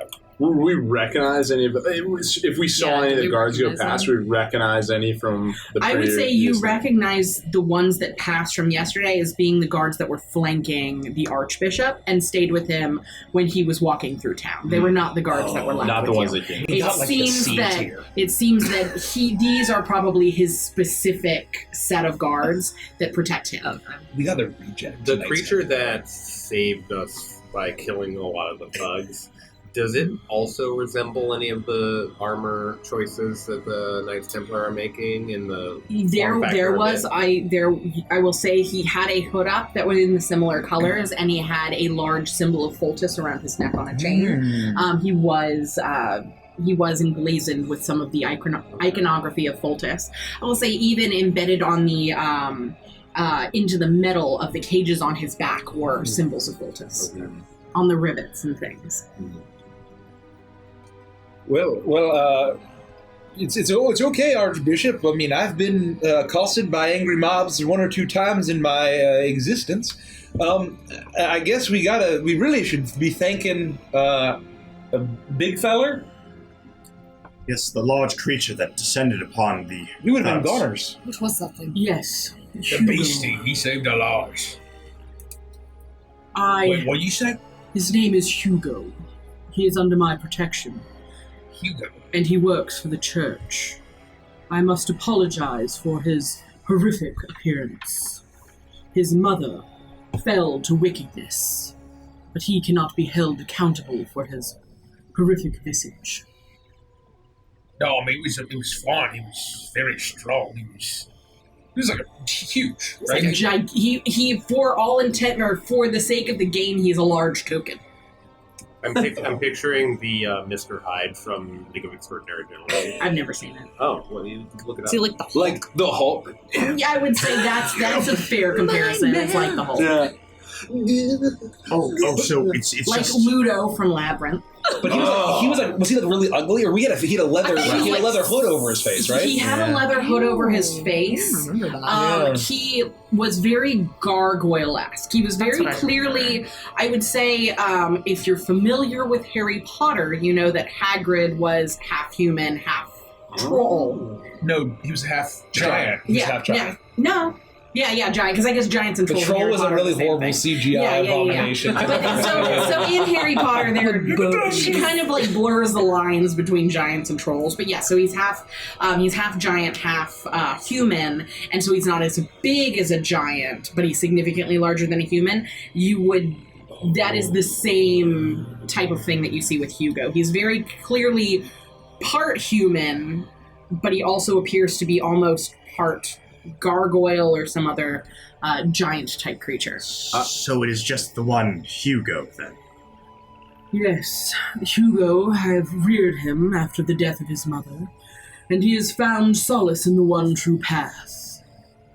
I would stand up, like gripping my shovel. I might knock the chair back even. I stand up kind of like aggressively, like not happy. And I'd say, the guard you left us with last night are awaiting judgment for their crimes. Hugo sees far more than it seems. Well, look, you don't have to apologize for the beastie. Those that accosted you last night are at the jail. That's where he took him. Inquisitor Mayville, and you see a look of almost pride or adoration on his face for just a second, has accounted for them, and they will await their trials, those that survived. And those that did not, what became of their remains? They've been interred. Then justice is served. That's exactly what I was going to say, Lathika. That's it. No harm, no foul. We are not worse for wear, and we appreciate the apology. We have many things to deal with this day, and we should not keep the matron waiting. So if you are fed and rested, we should make our way to the orphanage. Right. Sounds good to me. We'll follow you. Yeah, and your sister and her family are very nice and pleasant and very kind folks. So thank you. Pass on our thanks again. He nods, but you don't see any look of emotion pass across his face in any way as he nods. You will be safe here. And he turns and bows down to allow his hat to make his way through the door. And he raises his hand and motions for you to follow. And as you do, the guards stand watch on either side of the room. And as all of you pass, they file one right after the other in line. And you'll notice that there are an additional 4 more, 2 on either side of the door at the front. And as you make your way out of the house, the smell of cooking still fresh in the kitchen area. This entire house feels cozy and comfortable, illuminated by the firelight and the hearth. And as you exit the house, you succumb to the darkness of mid-dusk.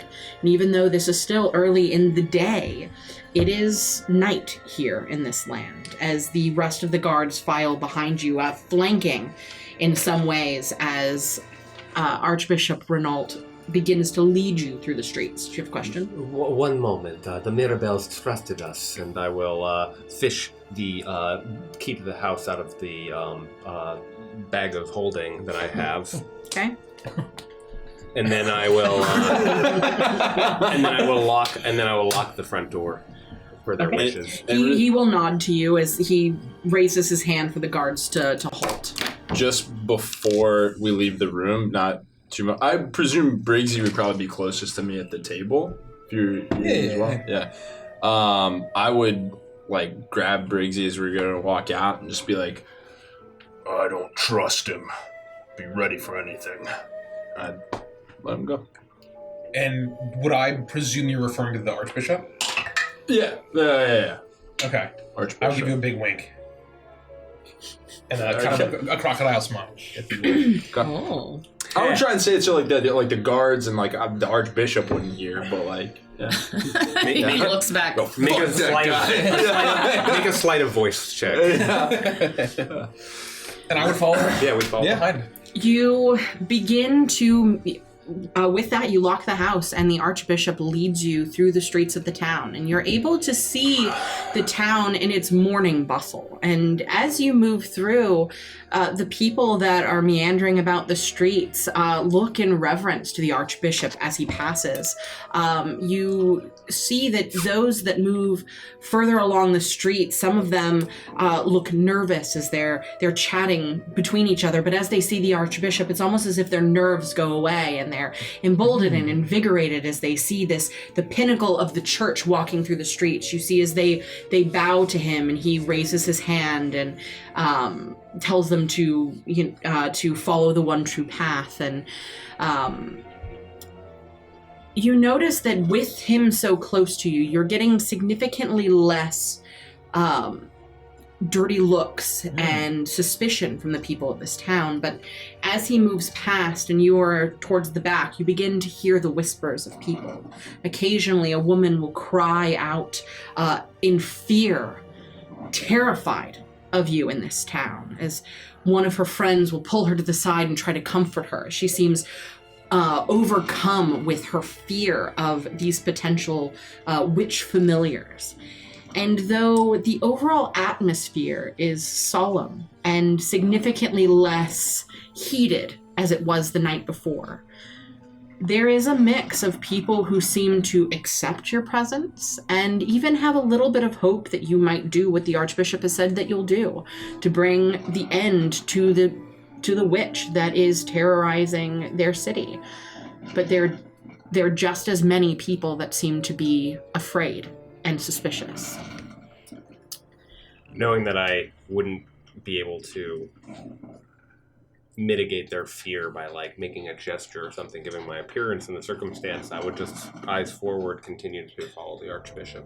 If I had the opportunity to talk to the Archbishop while we're making our way, and I'll fix his voice to what it's supposed to be, I hope. I'm just struggling with this guy. I would say, Archbishop, if I may call you that, are you a member of the Crescent Court? Did we? Am I right in that estimation? Yes, Jericho. I am a member of the Crescent Court. You see, there are 13 provinces in this land. Each of them has someone who leads them, and I lead this one. Fulsons, you're meaning? Yes, the entire province. Well, it's Cyril is but the main city. It's quite an honor that you're one of the most powerful people in this land to be guiding us on foot. Bunch of strange folk like us in your town full of nice, well-meaning, very friendly human types. A friend of the Druskenwalds is a friend of mine. And if you truly can do what you say you can do, if Philip was not wrong in seeing what he saw in you, if you can truly extinguish the witch from our midst, then I will consider you a blessing of our God. Did you say we'd all be able to hear the conversation? Yeah, you're all very much together. He's standing right in front of you. He's not distancing himself from you at all. But he is facing forward, and he does not make any motion to turn and speak to you as he is walking with purpose through the streets of the town. Well, we're here to take care of Mother Midnight. There's a snake. We gotta take care. Oh, cut off the head of the snake. Yes, that's right. And that's why we're here. And so you think it's Mother Midnight herself and not any of her daughters?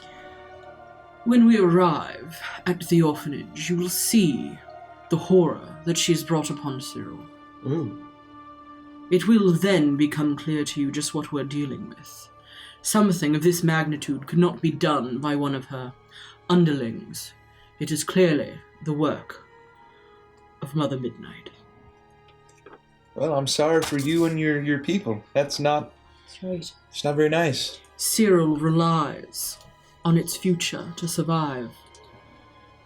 And she is striking us where it counts.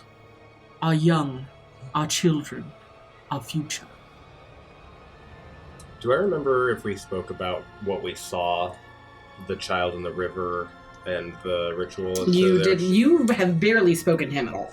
Yeah. Well, He simply addressed the town and then told you to go to bed. Thinking of that but saying nothing, I continue to walk forward. How did her reach permeate so deeply into a city under your watchful gaze? He looks over his shoulder for a second, and you see a look of anger for a second, as he can clearly sense that was a jab at him. It was. He's good. And he will continue. He will continue to turn and stare down the pathway. It is clear you have not found yourself in the presence of witches. Witches walk in darkness. Our God is that of light. They hide and hunt in the shadows. They can infiltrate even the holiest of lands. Witches being different than hags. Yes, clearly. Witches will, on occasion, employ hags to do their bidding, their menial tasks. A hag is the lowest of the low. A witch is far more powerful. And this one, the most powerful I've ever known. Well, I'm sure she's no match for us. Chosen by Lord Philip himself. Taking care of weasels. Now, you probably don't care for music now, I apologize. I think the thing to remember here is that we've all been promised something very important to us and very powerful, and we're going to do whatever it takes to get that. Yes. He takes a moment, and you can hear as he gulps before speaking, and it is oftentimes trinkets or things of material value that will get those with capable abilities to act. If that is what it takes for you to help Cyril, then that is what it takes. All I ask is that you help. And that you follow the one true path. But we actually have some very godly folk here. Yep, they are helping us walk a right and proper path.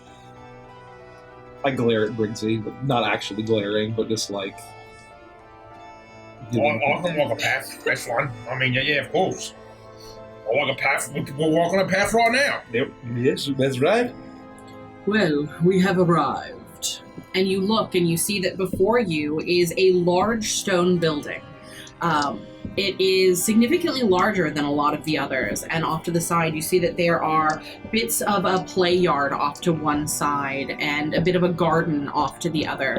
The large double doors are up a couple of steps as you make your way towards it, and it is a rectangular structure with all along the top you see many rows of small windows. This is clearly what you would imagine to be an orphanage.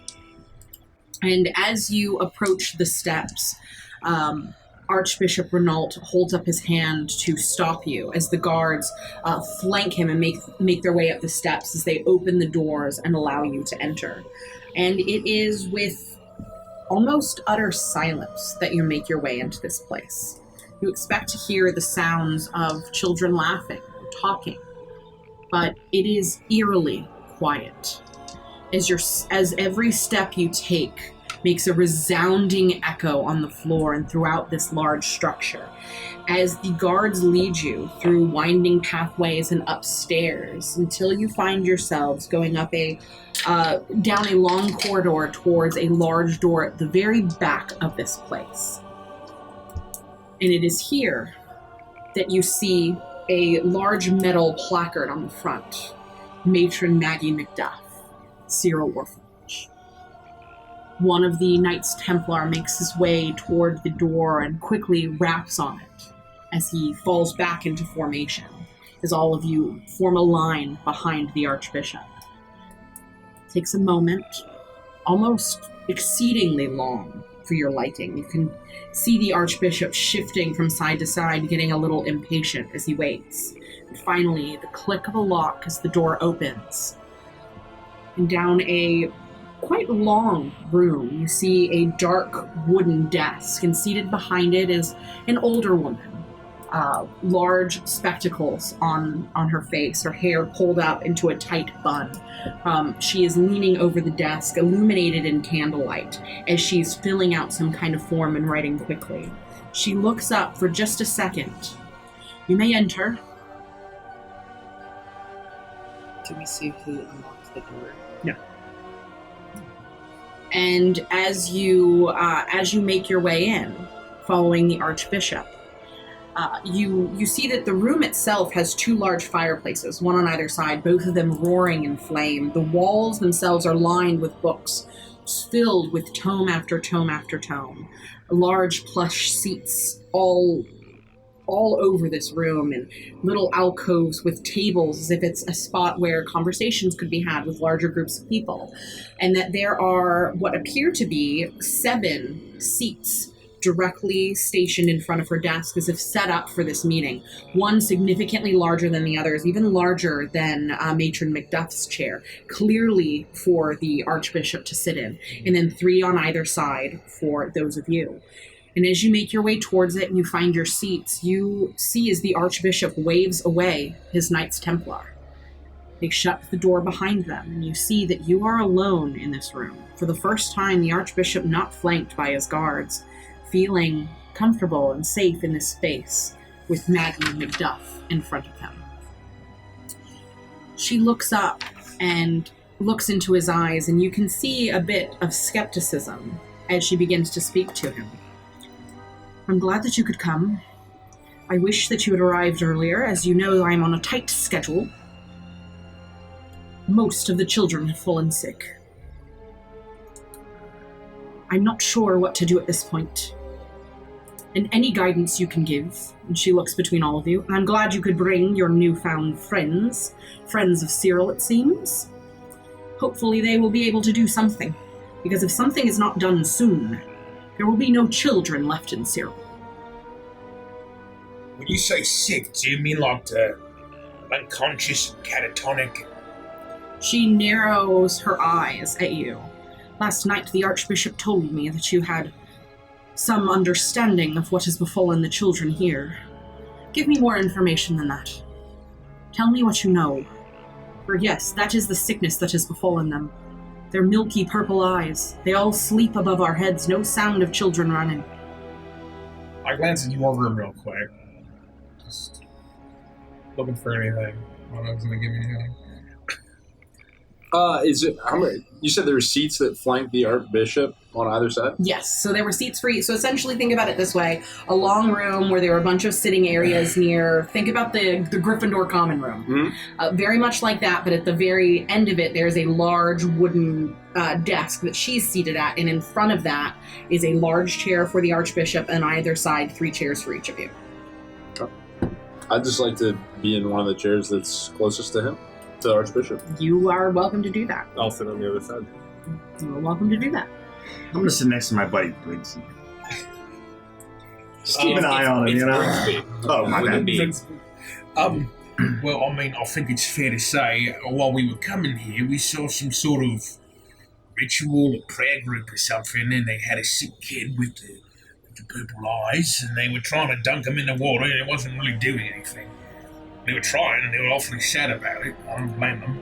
It is not just the orphans that have succumbed to the sickness. All of the children in Cyril and all over the province are susceptible to whatever this foul sickness is.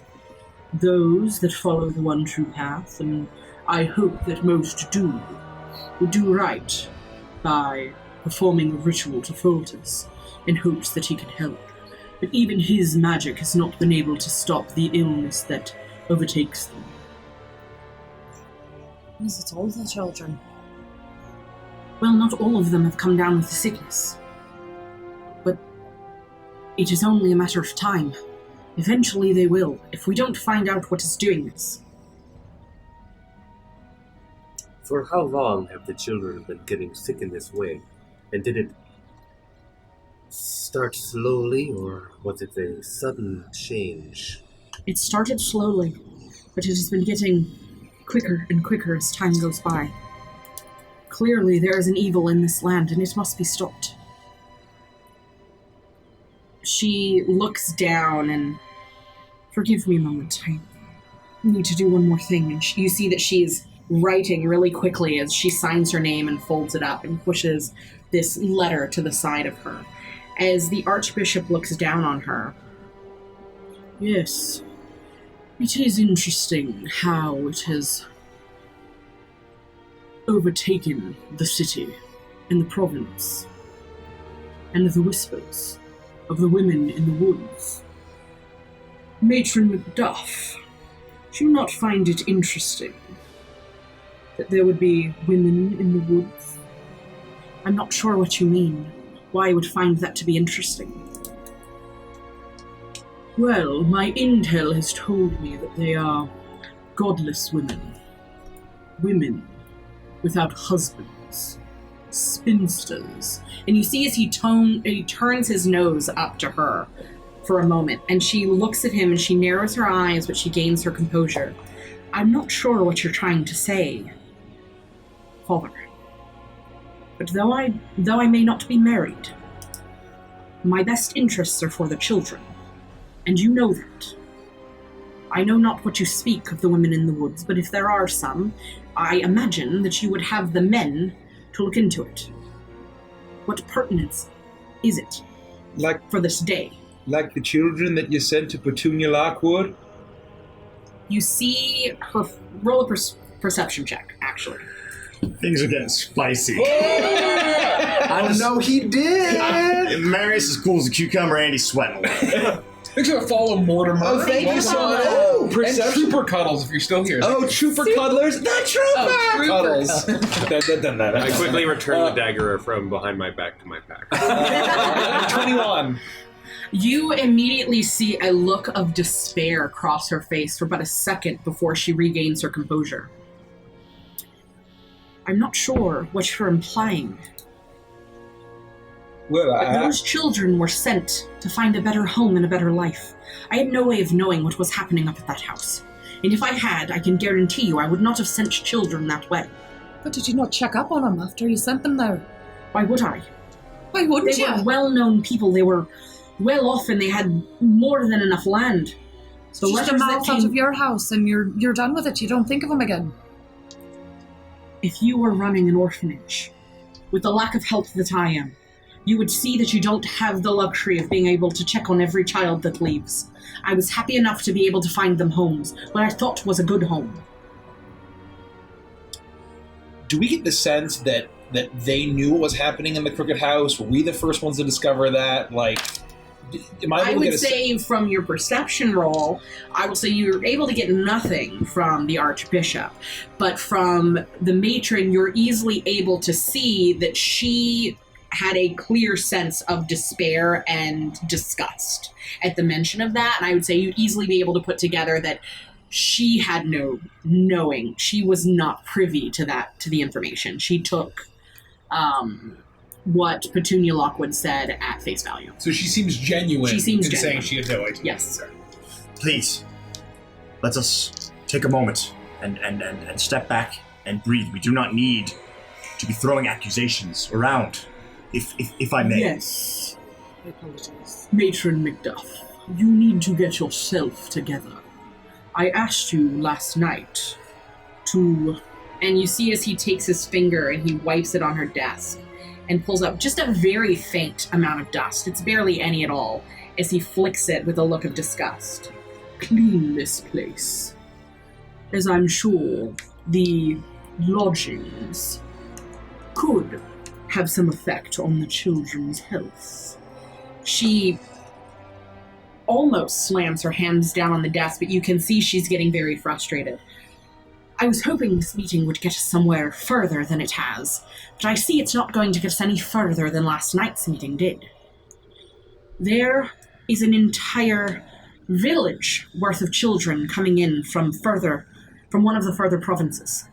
All of them have to be given beds and food this evening, and I don't have time for this. If you have no further news for me, Father, I will have to take my leave. Matron, please. I know that tensions are high right now, but we're honestly, we're trying to help.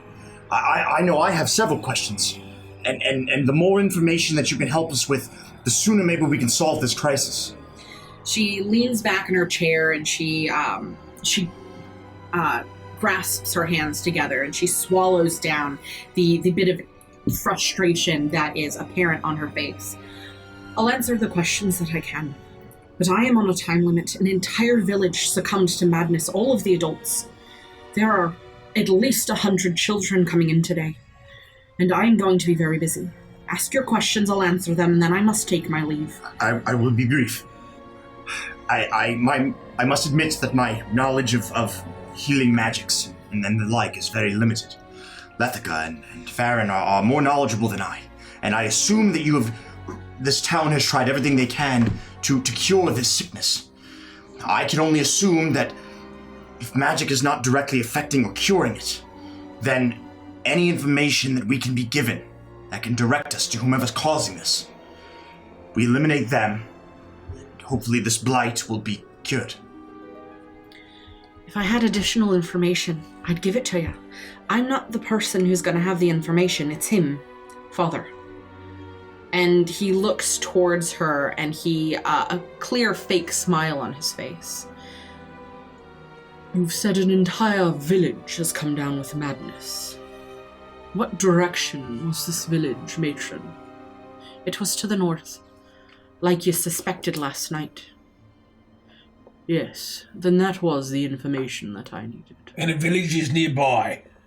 Not nearby, but in the direction I'd feared. It's in the province, though, is what I'm asking. Yes, it's in the province.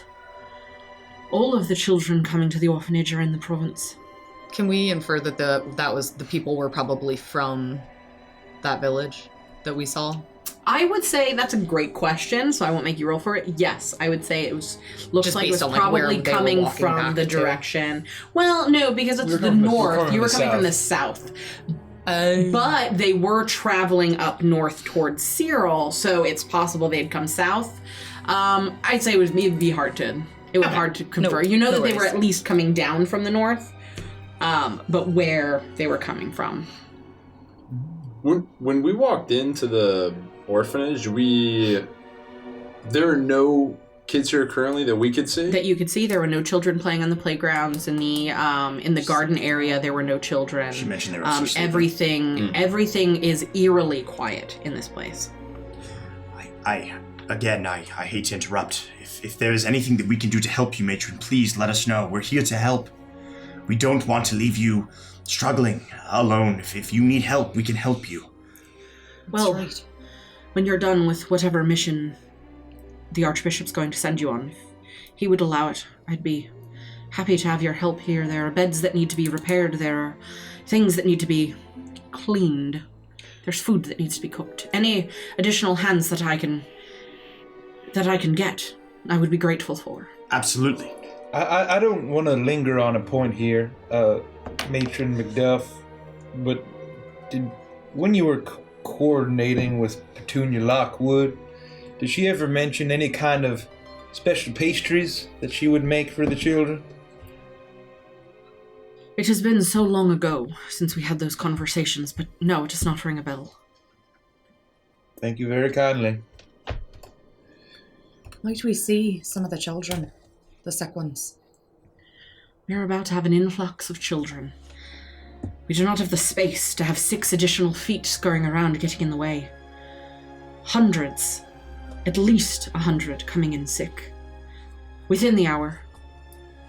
I think it might be helpful to see their symptoms, see what's wrong with them, if we can glean any information that would be helpful to us. Even just a minute. And just knowing what has been done already or tried. Archbishop, if you could have one of your knights head up to the infirmary upstairs, have them collect one of the sickest, and bring it here. We can't have you in the room. We try to keep as few people up there as possible, lest it have a negative effect on the children, but I'll bring you a child to look at. One child, that's all. Yeah, that's all fine. That's all fine and good, but you said it's to the north, and you said that there are women in the woods casting spells and stuff like that. There are witches in this city. There are witches in this province. And there's one of them that started it all. We must deal with it. We must save the children. I mean, what I'm getting at, right, is that if you're saying that stuff is going down in the north, that could be a lead. We could go into the woods in the north and kill who's ever doing this. Briggsy, you will have your orders when the meeting is done. Compose yourself. All right. I'm just trying to help. And you watch as the Archbishop makes a small motion with his hands. And you continue to chat and get a few answers here or there, but Maggie McDuff is clearly at her wit's end. And the Archbishop seems to have gotten information from her that was helpful, but what that is, you're not quite sure as of yet. As they communicate back and forth, updating on the amount of children and the how overwhelming it has been. She needs additional help. That it is, for the most part, just her and only a couple of what amounts to nuns from the church. She begs for more assistance, and he denies her that they cannot. There's not a single person that they can give up. That they're in need of as many as possible at the church for those that are suffering and those that need to pray. And it takes about 10 minutes before 2 of the Knights Templar open the door, and on a cloth stretcher they carry in a small girl. She's wrapped tightly, bundled up in a blanket, but you see that she makes no movement at first, and then occasionally jolts and rocks back and forth as if tremors grip her body. Her mouth wide open, her eyes completely open as she stares up towards the sky, that same strange, milky, purple color. And they bring her forward, and lay her on the stretcher immediately in front of you. The Archbishop makes no motion to move towards her. It's very clear that he has seen this ailment before. Maggie McDuff simply motions for you to inspect the child if you so wish, but she also makes no motion. You do see, it's very clear, a look of sadness overcome her face as the child's brought in. Well, here's the child. I appreciate it. I would get up and kneel down beside the stretcher and just kind of moving over the child. I would, like kind of check their eyes, open their mouth, like, feel around their head, look at their hands. Roll a medicine check for me, please. All kinds of While she inspects real doctor shit. I'll look at Virgil. Don't you dare, Virgil. Nope.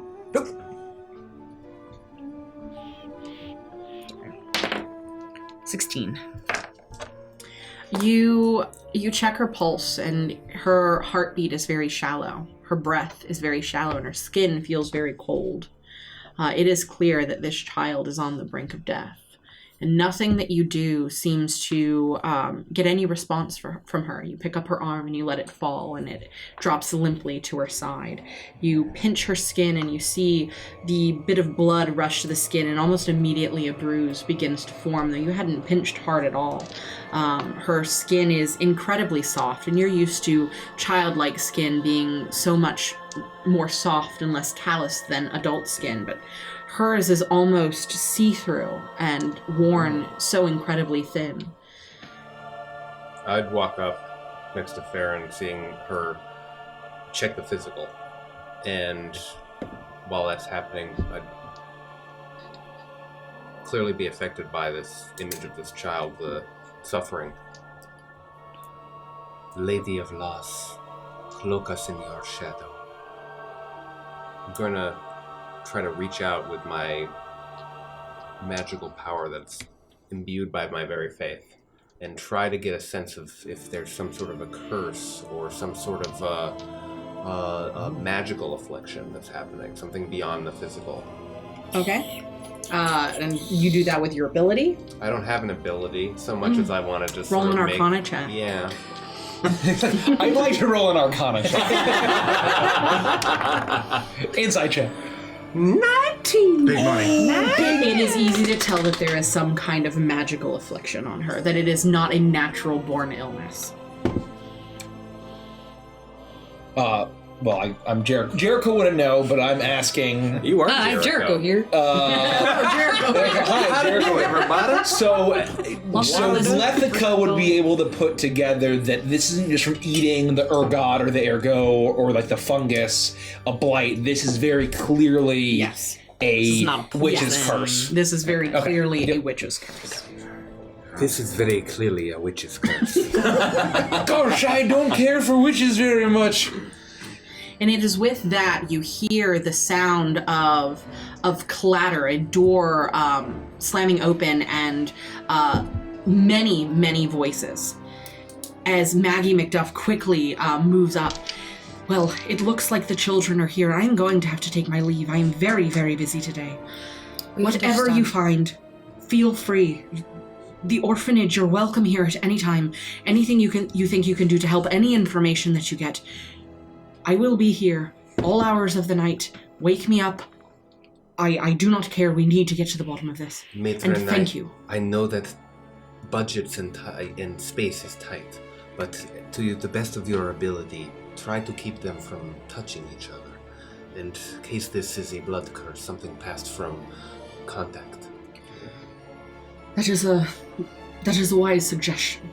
And I will abide by it. And she motions to the Knights Templar to grab the stretcher that the little girl's on and to move her out. I'm sorry that we could not talk longer, but I do feel like important things have been learned today. It's all right. We will not linger, and we will get out of your hair. And I'm sure we will see you again. Thank you. And she turns and she quickly walks to the end of the room. Stay as long as you need to. And she walks out of the room very quickly. And you hear she begins barking orders, and the door remains open, and you do see as stretcher after stretcher after stretcher of child moves past the door, as all of them are taken upstairs to the large infirmary at the top of this place. As soon as she leaves, I put the dagger that I've been hiding behind my back into my pack. You are never allowed to be in a spooky campaign ever. Derek has to say it, otherwise Lethica's gonna get fucked up. True. I'll kind of just gently kiss the forehead of the girl and stand up and signal to the guard that they can return her to her bed. The Archbishop sits there, lost in thought. He raises his hand to signal silently that he needs to think for a bit. And you all sit there.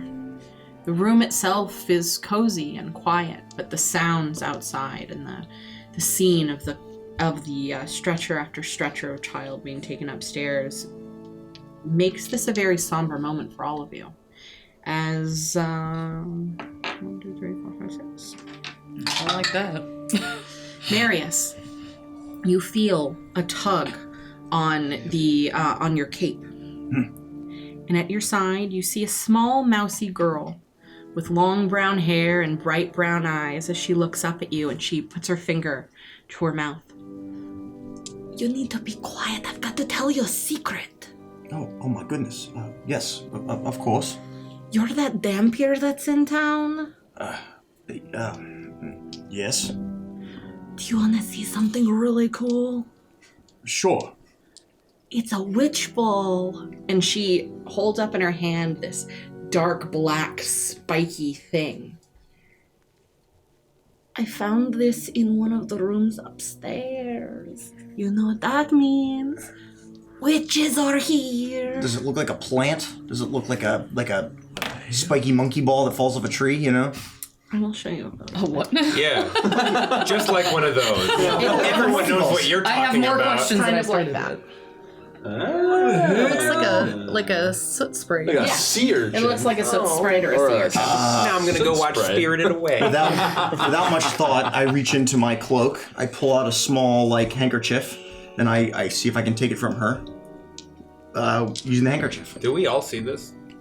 Oh yeah, she's not being. She's not okay. No, she's not. She's a child. Hey, look clearly. out! And you go to take make it sure as he you does not, hear the reach into voice the air. of the Archbishop. Marius, the ones you've acquired, the witch ball. Give it to me, please. And did she let me pick it up? Oh yeah. I examine it more closely while it's in my hand. I hear what he says, but I wanted to see if I can get a better look at it and see as if I you can do, discern you hear anything. the tapping of his foot. He's clearly impatient, but he's making no motion to procure it from you. It's really cool, don't you think? Thank you very much. Do you want to hear where I found it? Yes, I do. Okay, I'll tell you. Oh, not right now. I thought we could talk about it later. Oh, all right. What is your name? You can call me Anya. Anya. My name is Samarius. Yeah, and you're kind of like a Dracula, but you don't really look like a Dracula, so... I don't know what that is, but that's all right. Oh. Do I discern anything from looking at it more closely? So it's the same. Yeah, just a disgusting, almost like... if you think about those when you used to put quarters in the little machines and you get those disgusting little squishy balls, it's kind of like that. I wrap it up and I can feel that. Give it to the I keep calling the abbot. To the Archbishop.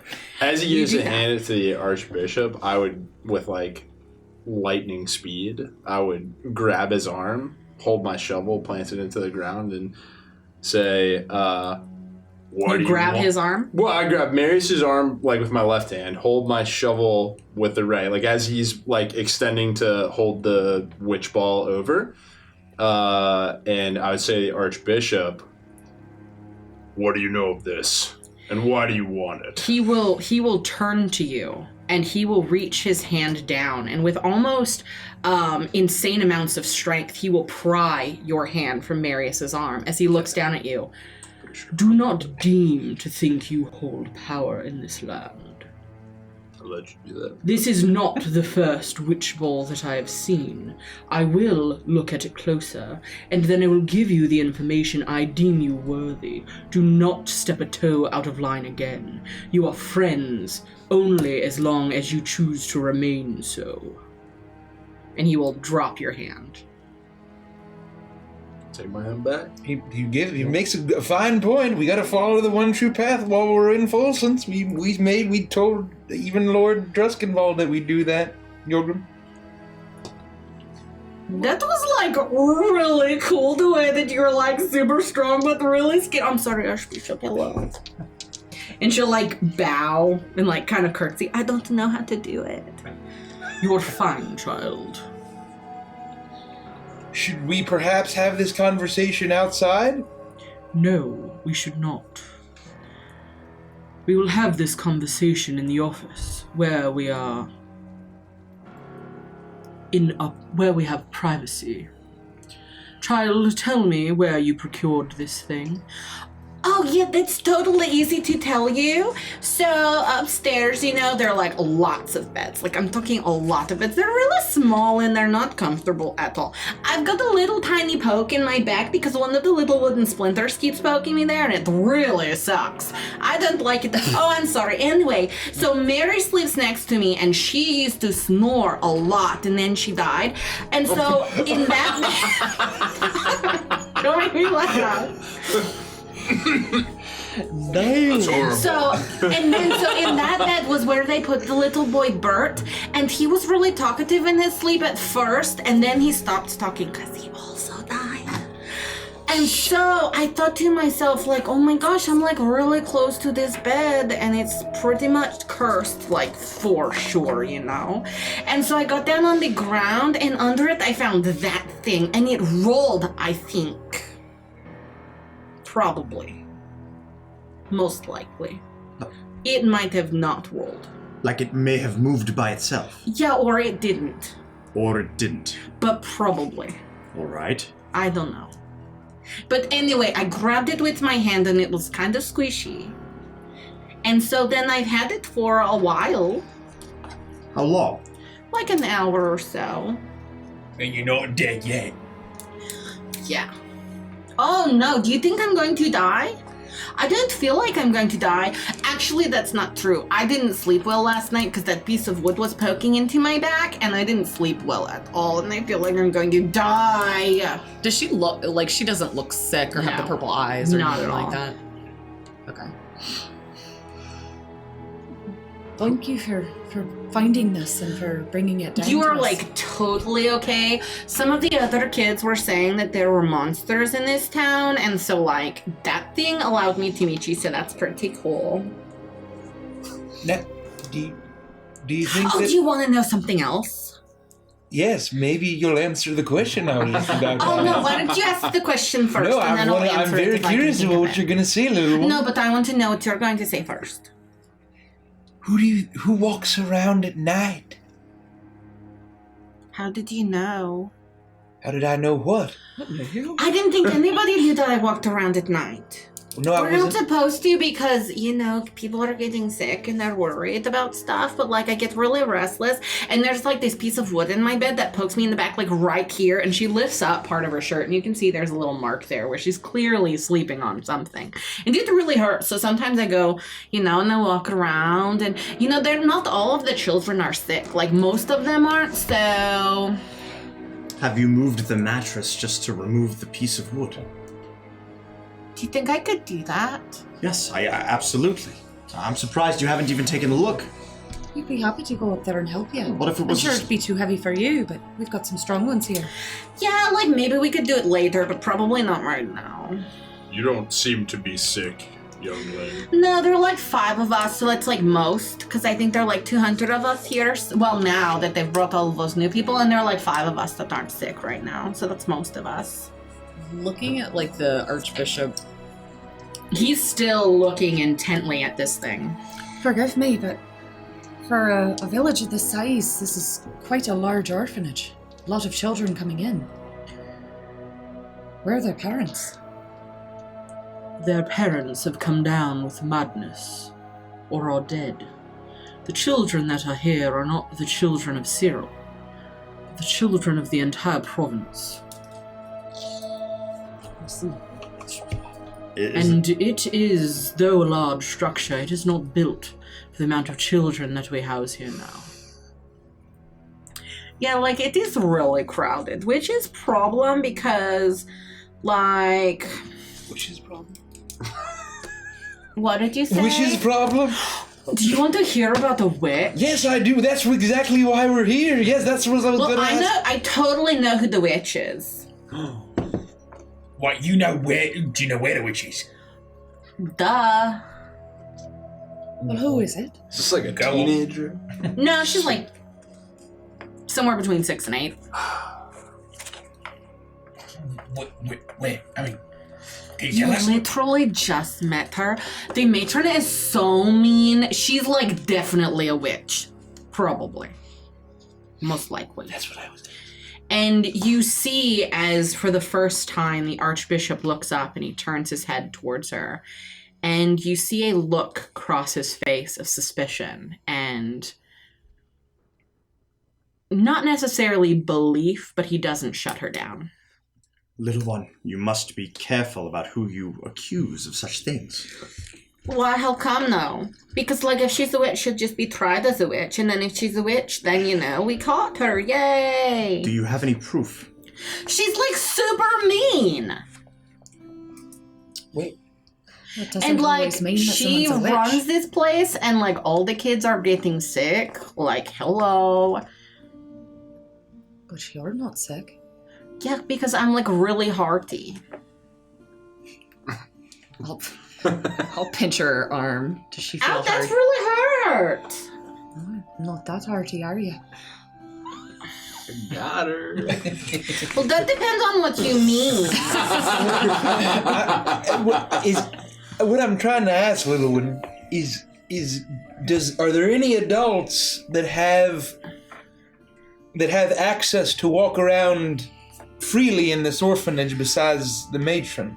Like, totally no. So it's just her. And you. when And you're all the walking rest around. are kids.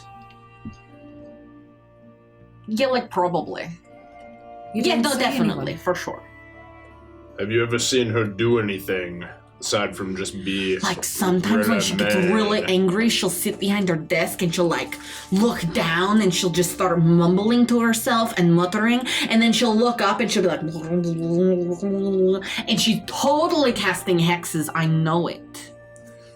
Probably. Most likely. Well, I'm so... How did you know? We should kill her. You don't want to kill me? Not you. Okay. I think Yogi's convinced. Well, I'm convinced. Well, Archbishop, what have you found out about that strange thing? I don't know what's I haven't called. taken my eyes off of him since he started playing it, or ever before. She called it a witchball, and I'm curious as well. Is that a witch ball? What is it, or what does that mean? This is the second one we've seen this week. There is a woman, Keziah Jenkins. Her husband was found dead earlier this week. One of these witch balls was found beneath his bed. When the Knights Templar went to question her, she ran from the guards into the North Woods. It is believed that she might be the woman in the woods we've been looking for. This witch ball nearly confirms my suspicion. Briggsy was right. That certainly would be some sort of a lead. And did you catch her when she ran in the woods? No. Deep in the woods, things stalk that even my Knights Templar fear. That is why I would ask the 6 of you to venture into the North Woods and see if you can bring Keziah Jenkins back to town in one piece. Do not kill her. It is not confirmed that she is at fault. She will stand trial, and if she is responsible for what is happening, and I do fear she may be Mother Midnight herself. If my suspicions are correct, she will stand trial and she will pay for her misdeeds and for her wickedness. Can you do this for me? Yes. Yes, we can. This is like really cool. Like I'm sitting here and I'm watching things that would play out in like a book or something. Like monsters going into the woods to find a witch. Can like, when this is in the papers and stuff, can there be like, Anya helps monsters to find witch? Maybe like the headline? Maybe not the headline, but you did help. I mean, it sort of corroborates the whole thing. If people are dying, maybe she somehow got in here and planted the witchball under the bed.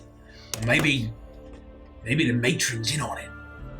She's totally in on it because... Come here, let me tell you a secret. You stink. No, That's I'm not the sorry. secret, though. The secret is that, like, sometimes at night, like, she will leave and she'll go outside and, like, she won't come back for hours. What do you think that means? The matron leaves in the middle of the night. I've seen her, like, dart off through the garden into the outskirts of town from my window upstairs. Do you think that confirms she's a witch? Probably. Most likely. No, I don't think that confirms anything, but the information is helpful, and we thank you. Sounds awfully likely. If I think of anything else that I think would help you, or I find any more of these spiky little balls, I will save them for you. Please do. Anya, that was going to be my suggestion. For real? It was. Wow, no shit. There are...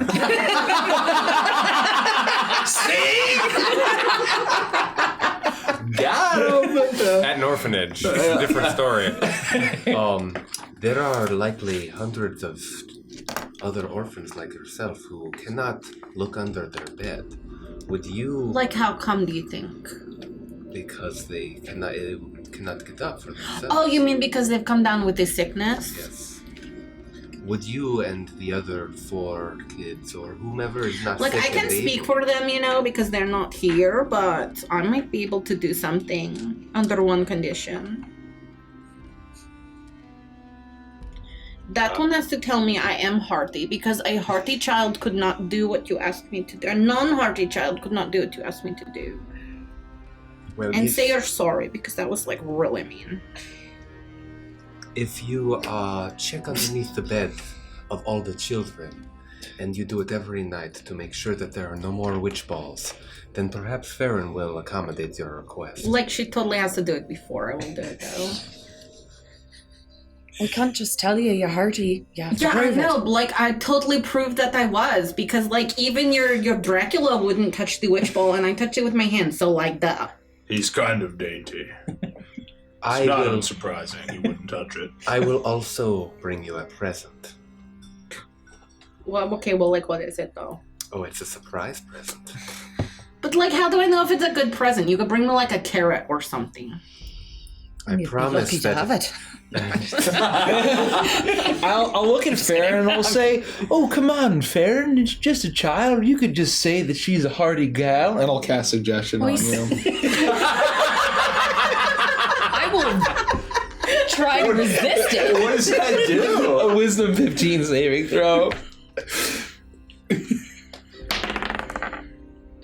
Oh, you crushed it. You crushed it. I'm gonna use Do I feel you trying to do that? Yeah, you would be aware, but you're getting Twist of Dread. But you would know he's using. You would know magic I'm on doing you. it. Yeah. Suggestion you do not. Oh, that's right. Just kidding, unless it says otherwise in the spell. Okay.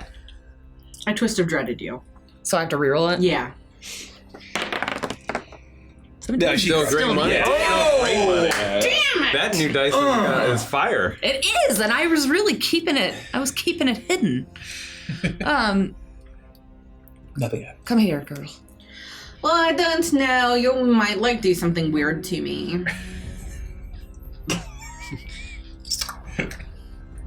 I mean, like, Bye, Anya. are you talking about mountaining Anya? No, I did a thumb in the eyes thing. Exactly right. Oh, I forgot. Just like this. What the fuck? fuck? I'll kind of crouch down on my long deer legs and, come hither her with my big creepy long fingernails. Really long creepy fingernails. They're all like black and stuff. Is that supposed to make me want to go over there? Because totally does. And she's gonna. We think that you're very brave. That is not hearty though. I'm getting there. All right. I think you're pretty impatient, as it were. Totally. You can give me a pinch back. By means of amends. So, I don't want to do that because I'm, way stronger than you. So, if I pinched you, you would probably die. Do you think so? Yeah. Well, that would pretty well prove that you're hardy. Okay, sure. I'll look for the witch balls. I'll, hold my arm out for her to pinch. I'm not gonna do it because you'll just die. And you don't want me to die? I didn't say I didn't want you to die. I just don't want to be the one to kill you. Oh, come on! It's a lovely satyr, and I'll cast suggestion on her.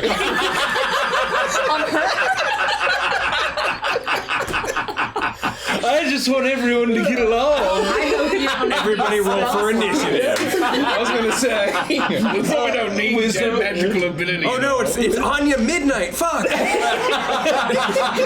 Wisdom 15. I'll just roll it straight. Wisdom 15. Rolled a natural 16. Okay, yeah, you crushed it. Like he was twisted thread. Gosh. I just want everyone to get along and do it. What did you try to do to my head? No, I wasn't trying to do nothing, Now child. you're lying to me. No, I would never lie. My name is Old Jericho Sticks, and I am not built to lie. He lies. Gosh, I'm a terrible liar. Yes, I was trying to convince you to pinch Farron here because I don't know why, I just figured it was very important for everyone to be friends. But I can't be her friend if I pinch her and she literally dies. And then if she doesn't die, then, what does that say about me? It means that you're a very kind child that wouldn't even hurt a fly. That totally is not what that means. Thank you for being brave, Anya, and taking on this task.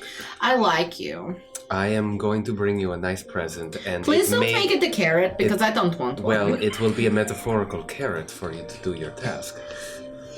I don't understand. I'm glad Kelsey I enjoyed appreciate it. I get it. Who's Kelsey? So are you gonna give me something right now because I gave you that little witch ball thing?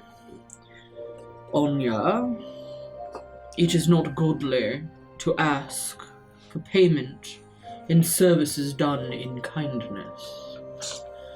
And you will pray tonight for 10 minutes to the one true God for the foul language you have uttered here today. And you will apologize to Farron for the way you are treating her. Do you understand me? Totally. Yes, Father, I will do it. Farron, sorry. Oh, you forgive you. He looks at her. Anya. Farron, super cool lady with weird deer legs and strange fingers, so sorry. I'll give her a wink and just...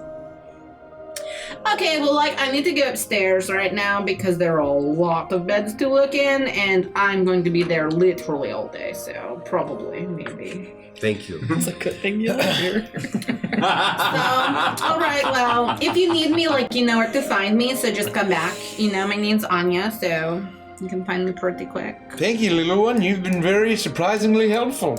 Yeah, and don't forget what I said about the newspaper or whatever, so. We won't. Okay, well, get out of my house. Oh, sorry. Never mind, sorry. Apologies, sorry.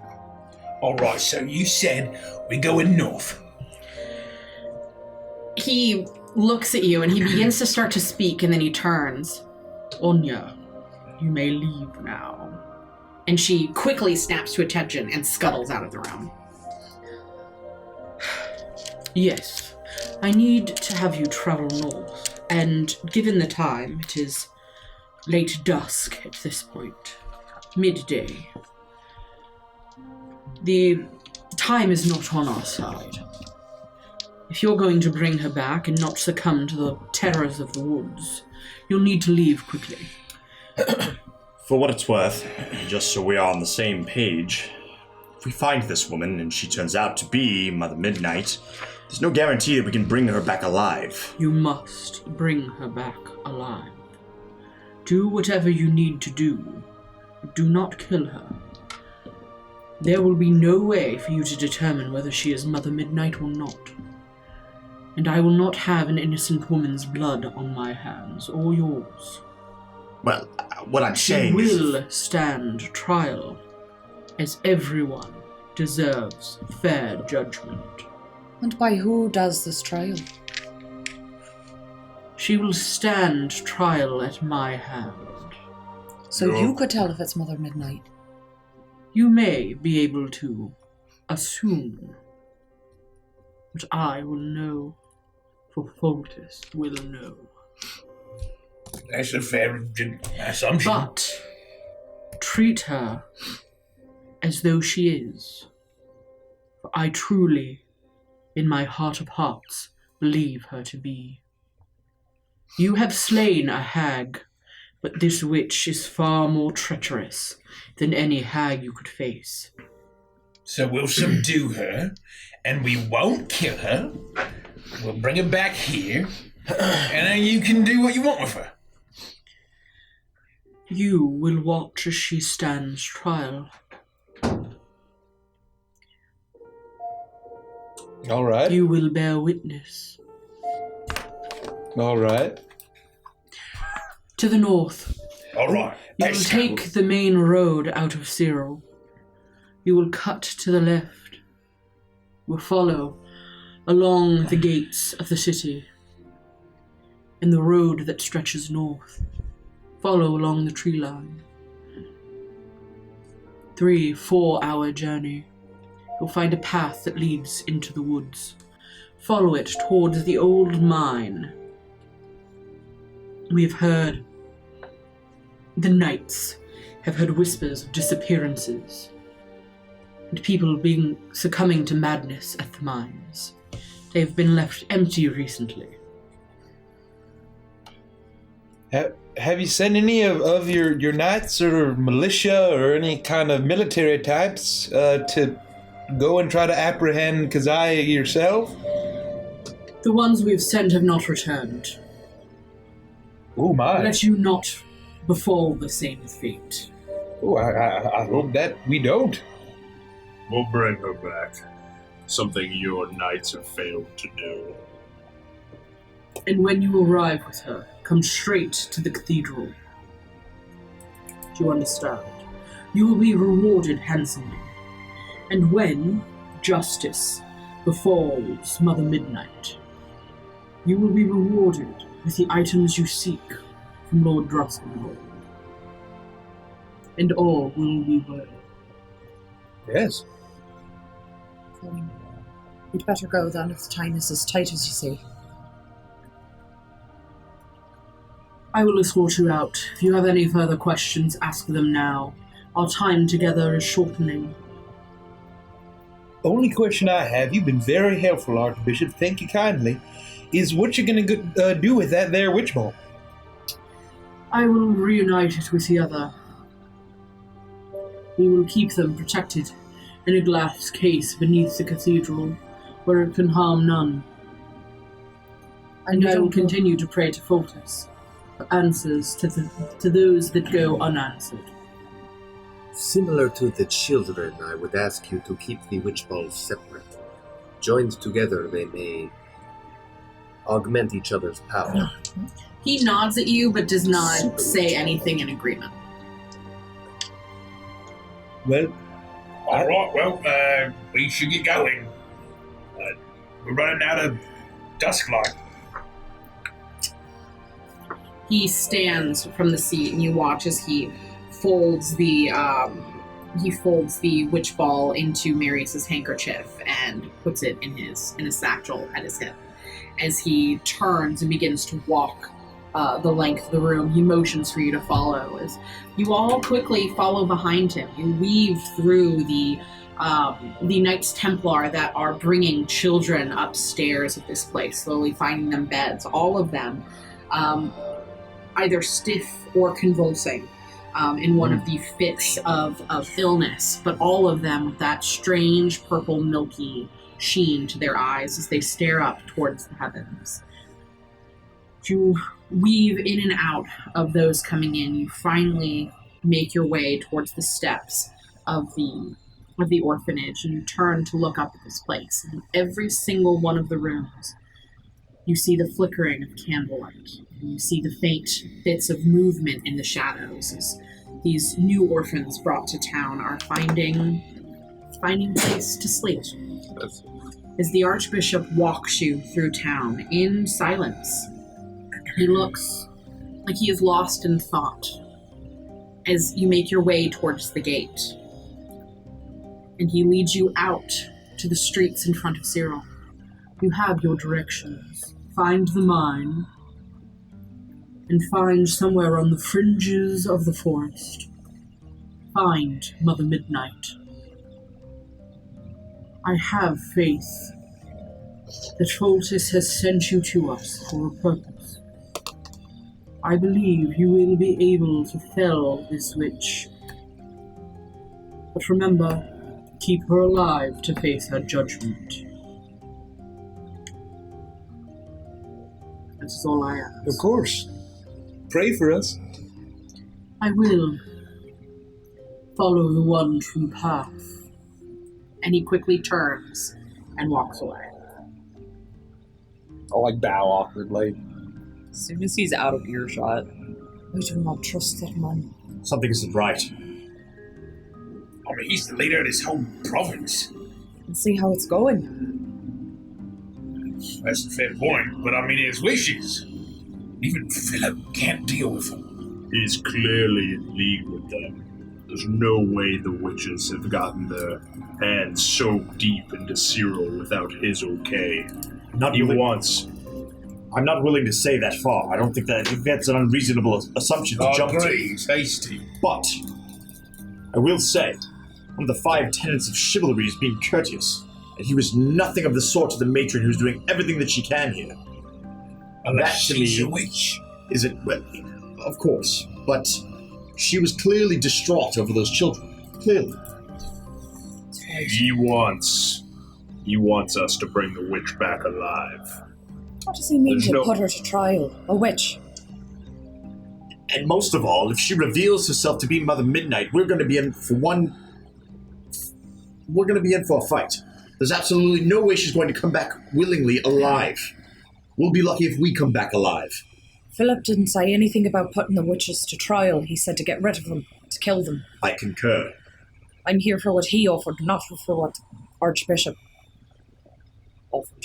I can't remember his name. Renault. We're here to separate the witch's head from her shoulders. But I think the point is to make sure that we keep her alive, we bring her back, and if she really is a witch, based on his judgment, he's gonna kill her anyway. How's he going to know? Provided she cooperates, we can bring her back.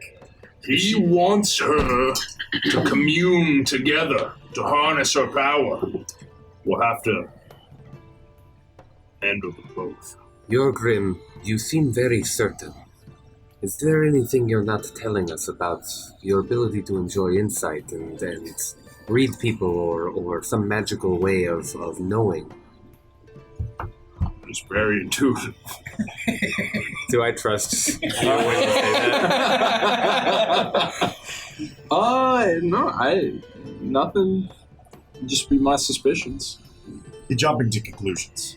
I agree that she needs a fair trial, and I'm not saying we kill her when we find her, but what I was trying to say to the abbot is we can't guarantee she'll cooperate.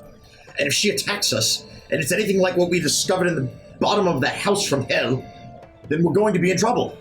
And we can't guarantee her being brought back alive. I do not know if it is wise to take the girl back, should we be able to capture her alive. But I think that it is a political move that the Archbishop is making, a choice to have a trial in front of all of those people. We were almost killed last night, beaten by thugs who believed that we were somehow in alliance with these witches. If he can put on a public trial to mitigate their fears, to bring them back in line, to suppress their anger and their lashing out and their projection, that may be all that he is looking to do. That's a really good point, Lethica. If everyone's afeared of a witch, and we actually bring her back, if you just say, oh, those monster folk killed a witch in the woods, you better trust the scarecrow, the zombie, the vampire, and all of the other spooky folk hanging out. I agree. Or you say, here's a witch, let's do her in. I've never cornered a monster in the darkness that hasn't bared its fangs. No offense. He says with his the reverse. Those are tusks. Fangs. Totally different. I don't stalag versus stalag.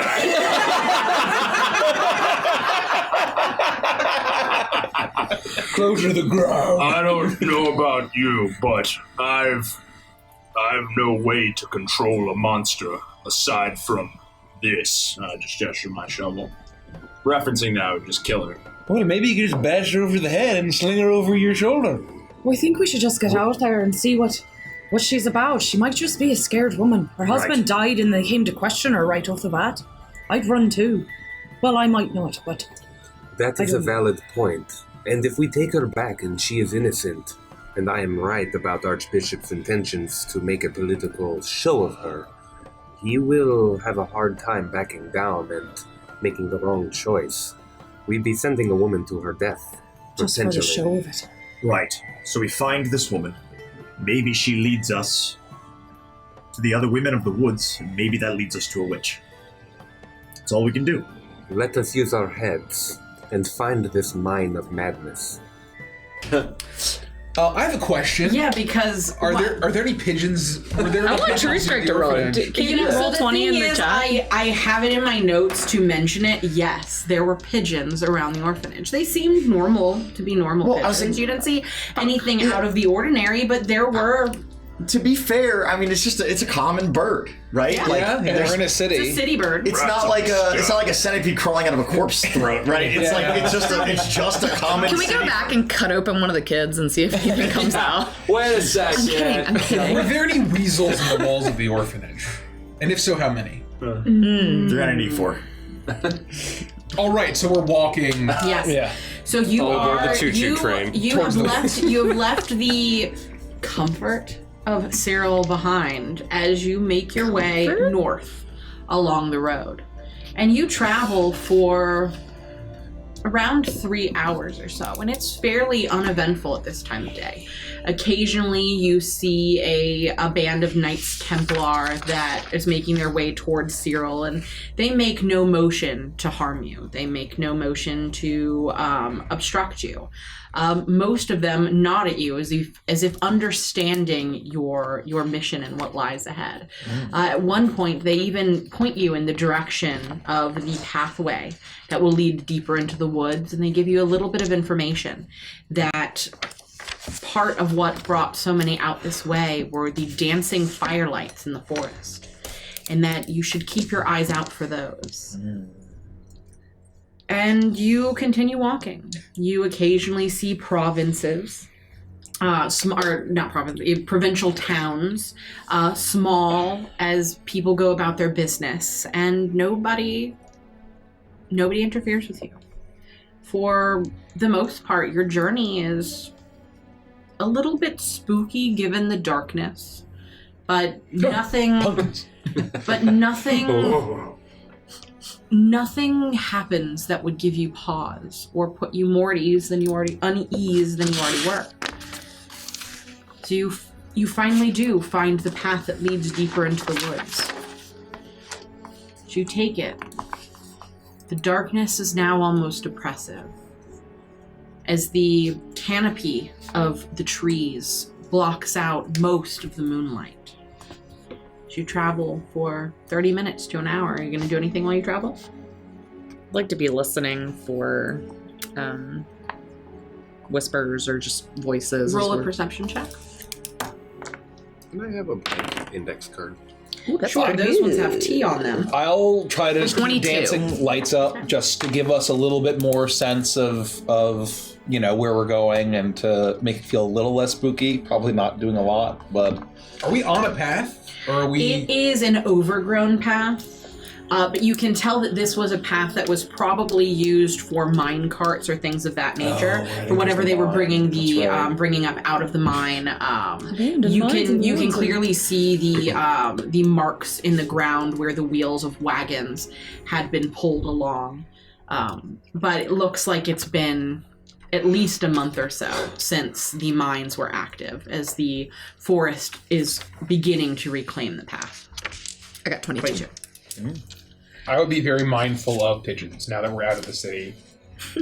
And they might be, and again, I don't know if they would be less likely in the woods, but I would just be kind of keeping an eye out for pigeons. Roll a perception check for me.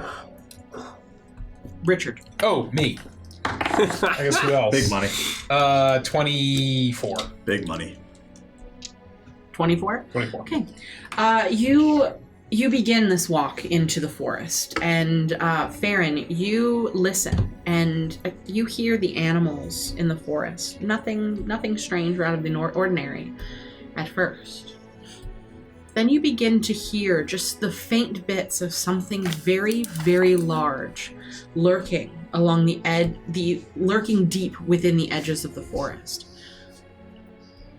And you'll take moments to stop and listen, and all sounds of it will fade away, as if it can tell that you're listening for it. And as you begin to move again, begin to hear it again. Significantly larger than any animal you've ever come into contact with. And as you look into the tree line, you hope to find glimpses of it. And occasionally you feel like you do. Movement of large black fur. The sound of 4 legs moving through the underbrush. And the occasional glint of what appears to be 2 orb-like red eyes blinking at you from deep within the woods. Never close enough to make contact with you. Maybe 200 feet from you, but staying parallel, watching you. And you can tell that it's there, but what it is, it's hard to see. Briggsy, you notice all manner of birds, vultures more than any others. But occasionally, you see in the very tops of the trees, almost as if watching you intently, 1, 2, 3, 4 different pigeons. That's bad. Are pigeons native to, like, woods? What? Are pigeons native to, like, forests, like where we are right now? Because you have 4 of them right up there. I don't know. I've only ever seen them in the cities. I think we're being watched. We know that we're being watched. By pigeons? We're not just being watched, we're being hunted. There's something out in the woods. It's fairly big, and it knows that we're here. And it knows that I know that it's there. Something in the woods? Yeah, I'm not sure what it is. Does it remind, since I did not hear this, does it remind Farron of what we experienced waiting on the platform? That was going to be my question. Following the Ghost Light Express. I'm sorry, what was your question? I was turning off the tavern music. Was the creature that Farron does it remind Farron the eyes in the darkness of the creature that we had also experienced waiting on the platform being dropped off by the Ghost Light Express? Yes. Okay. I would say it is identical sounds. That same deep breathing. Similar motions. I would say that it is very clearly those same noises. Briggsy, I would say just keep an eye out for the pigeons if you think they're watching us. I know that sounds strange. I don't know how else to phrase it. Do we kill the pigeons? Virgil? Well, why don't you make yourself useful and go kill some pigeons? I'm gonna try to send Virgil to go, at least chase away the pigeons, or try to tear their throats out, or something. Jesus. What are those 2 options? Yeah. Roll for attack from Virgil. Oh, I need to look up his stat block. Oh, laws. Oh, I actually have it right here. He is. I can just roll like one attack. How do you want me to do this? Just roll an attack. Well, Okay. It's like Okay, an this is Eldritch Abomination, so he's probably like plus 30, right? No, he's not on this game. His beak attack. He gets a 7.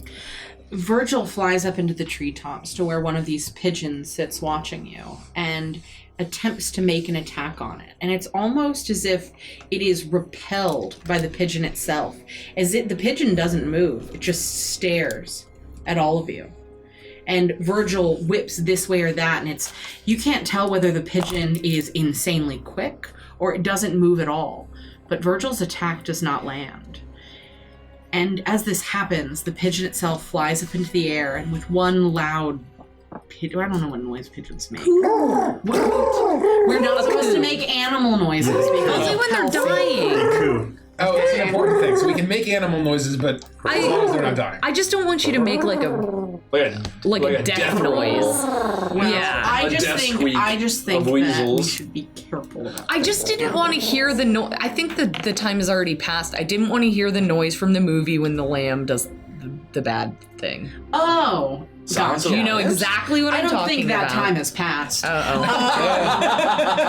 So anyway,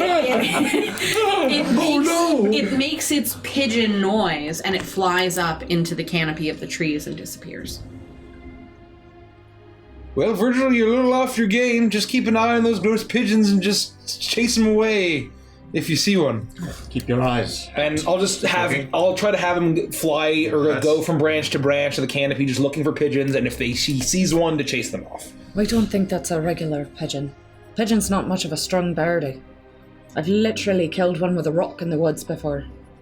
Well, maybe it's just a lucky pigeon that Virgil. Virgil's also a little out of practice. He's all beak. He's all squawk and no bite. I got nothing. Peck. Oh, that's a good one. Maybe I'll know. And with that, you find yourselves spilling out into an opening in the woods where you can clearly see the remnants of what had been a mine at some point. Carts still left abandoned on the track, and the mine itself appearing to have been boarded up by the townsfolk of Cyril. There are warning signs that beg anyone who may come across the spot to not venture deeper within the mines. Would I be able to discern what had been mined here? Roll a... Do you even know It's anything okay to just about say no. rocks? No, Jericho wouldn't know anything. Industrial Jericho. Yeah. I don't think you know. Well, it anything looks about like they were mining zinc and titanium. Is that copper I see there? that. But Well, I know say Lethica was going to play Minecraft later. that as you look out over the mine, you see directly behind the entrance down into the mine a small footpath that winds deeper into the forest. And just within the trees, there are 3 dancing firelights. Do you see that? The lights that they were looking for. Right. I see him. I think we should go. We should find them. Go closer. Just be careful of their beasties in the woods and their evil pigeons in the trees. I'm not going anywhere near that fucking mine. We're gonna go around it. We're gonna be careful. We're gonna be stealthy-like, all right? And we're gonna walk slowly towards those lights. And if the lights start to move, we do not chase them into a place where we get into danger. All right? That's a good call. I'm going to also extinguish my jack-o'-lanterns to be stealthy. Who among us is the least confident in their skills to remain silent and stealthy? Clang, clang. It's unfortunate. The armor's not as stealthy as I would be without it. That's for sure. The Lady Lovelace can be generous. And I reach out and just sort of barely touch your chin for just a moment, lifting you up, and you feel like you can be a little bit more silent. And for the next hour, you'll have advantage on stealth. Yeah, it's neutral now. Clang. The woes of playmail. Yep. If we think we need to be truly hidden in the shadows, I have the ability to do so. Just say the word. But I also want to caution. We understand that there are many who go mad in this place. Following these dancing lights, going into the mine, it is unclear what triggers this madness. We must stay together at all costs and to use our heads to protect one another. All right, and I think if we have to stay silent, let's pick someone in the lead who we trust, who's not going to go do anything crazy. Now we just stay behind not them. You. What's that? So not you then? No, definitely not me. No. Anybody but me. I'll vote Samarius here. I mean, I'm certainly not the lightest of foot, as we've just discussed. I'm happy to keep a level head or watch our backs. But you got that big fancy shield. I think one of the ladies should do it. Look, it's not a matter of bravery or not wanting to protect. I'm worried I'll give away our cover. I'm used to walk in the woods. I'm happy to do it. Let me go last. I'm happy to watch our backs and make sure we don't get attacked from behind. Then it's going to be up to you. If we got to make a split-second decision, I'll leave it up to you and I'll follow your lead. Look how woodsy she looks. They'll call her the Wood Wizard. Despite that, like, they got us all cleaned up the night before, I look filthy again. Disgusting. I'm just disgusting again for no seemingly. She's very no woodsy. seeming reason. Lead the way, Farron. And if you say the word, I will take the lead. If push comes to shove and our cover is blown, I'm happy to immediately come to the front. All right. I'll give you all a signal if I think we need to flee or fight or whatever we need to do. Let's just see what's waiting for us in the woods. And I'll start down the path. I'm just right behind her because apparently in the face of danger, ladies first. Does it look well traveled? We didn't have the element of Does the surprise. path look traveled recently? Yes. So I think that it would be Farron, and I guess you're right behind her. I was going to put Lethica. Yeah, I would have worked to be like right with Farron. So I think probably on Farron's heels. Farron, Yorgrim, Lethica, Jericho, Briggsy, Marius. So that's going to be our marching order. I think, and I'll be watching behind us to make sure. And I need you to roll for stealth. Okay. Oh, this is the moment of truth. Please. That's going to be a natural 1. Oh no, we do have twists. I'm going to use a twist. I only got a 13. Keep your point out of there for me as well. Damn it was almost a 16. Okay. Two twists? Yep, 2 twists. I mean, who's using the other one? I'll enjoy twists? 17. Oh, yeah. Oh, boy. I'm using one. I mean, I got a 13. The thing is, my stealth's only +1, so it's like, I have to just roll high to do Yeah, else. if I didn't get a natural 1. Well, totally. Yeah. I think I'm going to stick with my 13. Yeah, I think 13 is reasonable. I'm holding it 12. You got a 17. 14. 17. 17. Oh, I think we're okay. So 12 and 13 are the lowest? Okay. That's good. We're over 10. Yeah, because that's the number. Yeah. As if that matters. Suddenly, the red eyes chomp and kill you. Forgot about that guy. You begin to make your way along the path. You do what you can to dampen your steps, stepping on patches of moss and soft ground to quiet the sounds of your armor in the darkness. And you go slowly, no longer with the light of the dancing pumpkins, the dancing jack-o'-lanterns to illuminate your way. Your eyes slowly adjust a little bit more to the darkness, and though you're not able to see far, you're able to see enough as you move closer and closer towards these lights, and you watch them as they flicker and move in the darkness. And you realize they're not moving as much as they're just illuminated. And as you walk, they get larger and larger and larger until you spill out into a small outcropping. And in the very center, 3 torches stand at the front of a dilapidated old hut in the woods.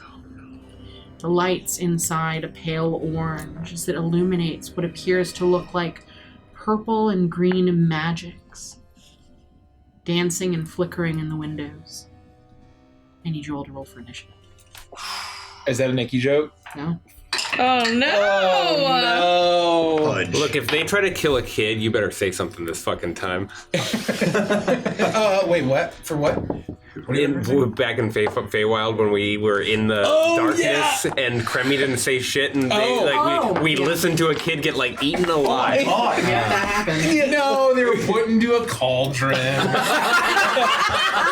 They were cooked. Okay, sorry. We listened to a kid get braised alive for 3 to 4 hours until they were pull apart tender. Pull apart tender? Kid Gumbo. Jesus! Can you clear off the map and put yourselves at the fringes of the woods? They're directly in front of the house, but like so like probably right here in the center, right there. and so we and have then I think somebody's Farron's thing fell. If someone could grab that for me. Farron, your grab. Oh, Farron's thing fell. Lefica. I'm not a horse. Thank you. You got hooves, girl. Silent as the night. And then the 20 to 25. 20. Oh shit. Oh, I remember. Sorry, I'm gonna hit the. Hoof extension. Oh God! You're gonna get a lot of. You will get destroyed by Mike hacks. ASMR. No, as I it hit says this. that? Oh, Wow, it really does say that. That's wild. You don't want to. Awful. They're always so accurate. 15 to 20. 17. My lucky number right now. Apparently. Keep rolling it. 10 to 15. Oops. Sorry, what bubble? What do you get? You 8. got. I'm at 8. I got a 9. I got a 7. So we're 7, 8, 9. So You can go Briggsy- first. Prince's last. And where are you? Where are I you? rolled an 8. Okay, so which the two you'll go people? first. I'll go before left it. So Whoa. it's Jericho, your we're tied? I think we're tied. Yeah. Or you can get an 8. I got prefer to be lower in the initiative Yes, account I as a prefer to be player. higher. Jericho. There you go. In. Yeah. Shovel at the ready. With that, you stop and you stare out at this hut in the woods. There's clearly a figure moving within it as magics dart this way and that. You see that the chimney is spilling forth a strange green smoke, as if there is something magical cooking within the hearth.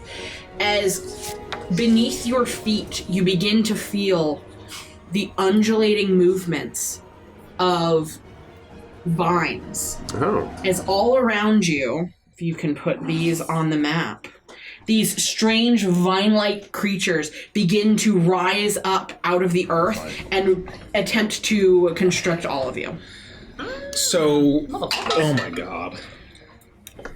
Oh, let me find mine. Oh, it's all around us? Yes. I hear that So vine there creatures? would be one on each of you. There are 6 of you and 6 of them. I think there are 8 of them. I only want 6 of them. Oh. Okay. So you can take 2 away. We're 7 and 8. Get rid of them. Great. Thank you. Okay. That should be. That's one for everybody, right?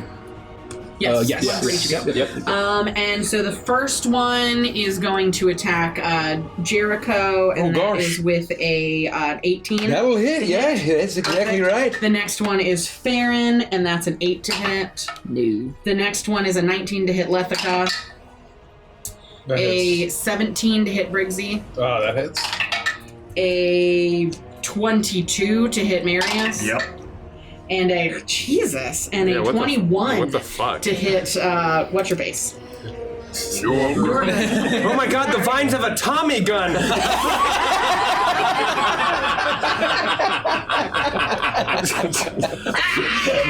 So violent. And it is going to because they hit, they are going to grapple you. Oh my goodness.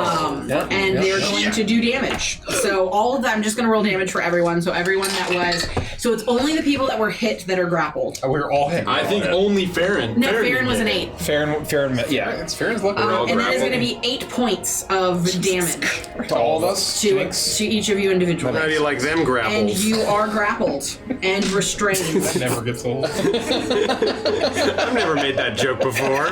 This is the first time people are listening on the podcast, I swear to God.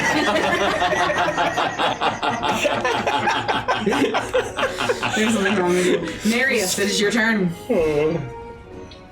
Oh boy. I don't even think I have any AoE.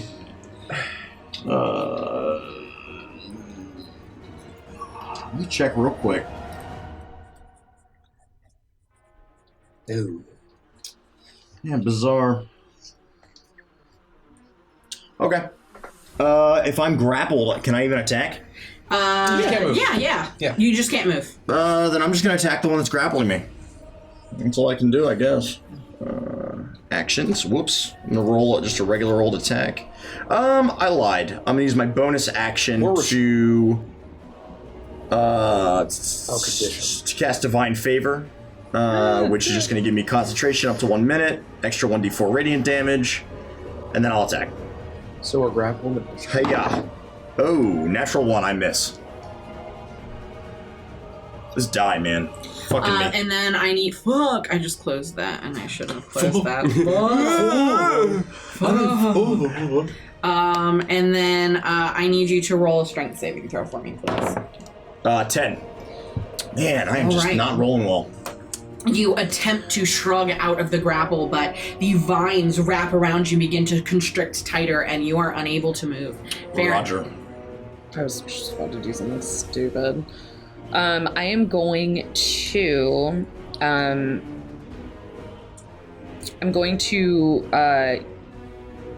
don't know if this works. So activate my symbiotic entity, which is an action. Ooh. Very cool. But I cannot make an attack. Thank you for the It's good to see you, Featherfall. Welcome. We're approaching a witch hut in the middle of the woods. We're attacked by vine creatures that have just shot up as we are approaching. So we appreciate the follow if you like Dungeons & Dragons. Not to be confused with a hag hut. These witches are badass. Yeah. So I cannot make a melee attack. To activate that takes my action, correct? Correct. Okay, cool. Just checker. Boom. Okay, so that takes... Thank you so much. And go get Featherfall follow. Thank you. I just broke 100 with that. Thank you, Featherfall, for the sub. 102 subs. That is insane. Freaking sub. Welcome to Waffle Cracker. One Perfect. Benjamin Franklin. Yes, Perfect Domant. Welcome to Wonderland. Go give Featherfall a follow. They stream D&D, friends of the stream. Thanks for the raid. Yeah. Appreciate it. Thank you. So I will use my wild shape ability to activate my symbiotic entity, so you'll kind of see my sporiness increase. And then my... that will be it. Okay. So that's what you do. And that will be it. Jericho. Increase sporing. Oh, it's my turn? I am going to look at them and I will say, I'll look at Marius and I will say, go ahead. I was just going to move. I forgot to move. Oh, yeah, you can. Yeah. Do it. Opportunity attacks, probably, but... I don't care. See me, Karen? They call me fair and not Karen. I lied. I'm not gonna move. I'll look at Marius and I'll say, "You're a big beefy fella. Get out of that grapple there." And I will inspire. Marius. What size die? D6 at this level, and I will look around and I will say, "Dead vines, get away from me." And I will cast Bane on them. Bane. Numbers. The fire rises. The fire rises. They expect one of us in the wreckage, brother. There's something seriously wrong. Up to three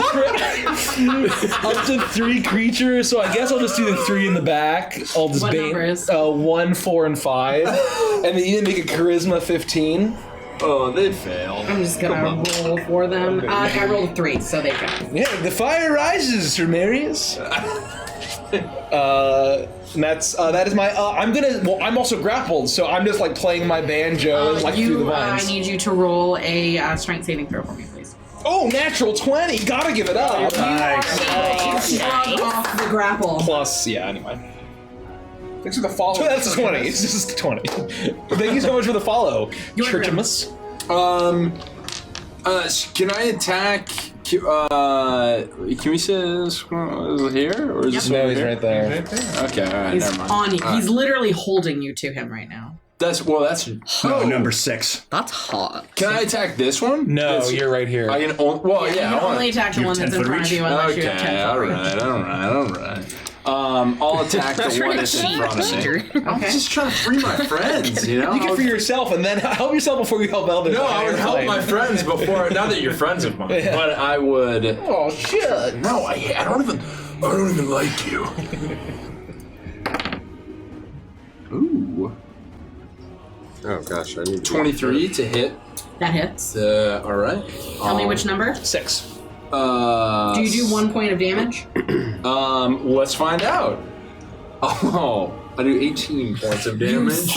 You take your shovel and you slice down into this creature, slicing through the tendrils of vine that are constricting you, and you watch as it begins to quickly turn to a dark brown, rotting color as it fades away into the earth. And that is gone. And that was number 6, you said? Yep, number 6 is dead. I'll put him with number 7 and 8. So that is 1 Lethica. spell. That's me. And how much damage did you do that thing? 18. I did 18 points That's of a damage. that's Not a good amount of bad, damage. but- That's decent. It's decent damage.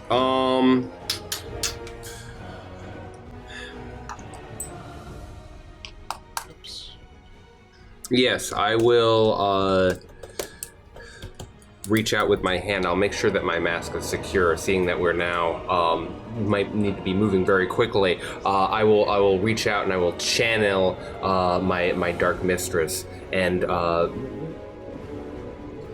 so I'm gonna cast Word of Radiance, but Radiance isn't really my theme. Can we choose Dark Radiance, like a shadowy type It'll operation? still do the same type of damage, but it can look how Okay, we're not going to change the damage darkness. type, but darkness. They'll be surrounded by after I speak my words of prayer. They'll be surrounded by darkness, almost like bandages grappling onto them and attempting to crush them. Let's have the 3 here, 2, 3, and 4 make Constitution saving throws, DC 15. Well, I rolled a natural 1, so they fail. Oh, I love it. I'm going to roll some damages. That's going to be... Fucking brute blood. Because I know how to play Thank this you, game all of my still. stees. Or all of Misty's. All of Misty's. I enjoy stees. Yeah, they just all take 3 points of the You let radiant out damage. a burst of shadowy radiant damage or dark radiant damage, and you watch as it begins to singe the leafy flesh of these vine creatures as they all begin to wither and sink back into the earth. Help remind me, if I've cast a cantrip for my action, can I cast a spell with a bonus action, or is it the other flippity flop that I can't do? Wait, what? You can use a spell's bonus action. Okay. Oh, they're dead. Yes. They have 1 HP. Yes. After everyone, I've cleared this one thorny. You hear laughter behind the mask, and I will stay where I am. I'll move over here. Don't mock me. It's my heels. Oh, that's really nice. Briggsy, I'm totally grappled. I'll thank you, and I will cast X on the one in front of in front of Marius, we'll say, and I will then come down with the cutlass and attack it. Boom. For a natural 20. Boom. Well, he dies, so you don't need to roll. He dies. Just roll it. So many it's getting late. It dies. Let's go. I destroy it. I obliterate it.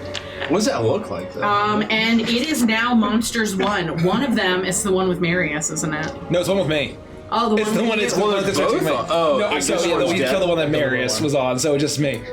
You Jericho, you feel yourself jolt for a second as all of you watch as this vine entity digs its feet into the ground, and with you in its arms, it begins to move you 30 feet towards the hut. Whoa. And as it does, the door to the hut shoots open, and you see the form of a woman silhouetted against the flickering fire, the greenish firelight that's emanating from the inside of this house. She is stout, plump, as she looks out at you, but you cannot see her face. She just seems to be shrouded in darkness at this point, and you are moved as it comes into 10 feet range of opportunity me. Attacks.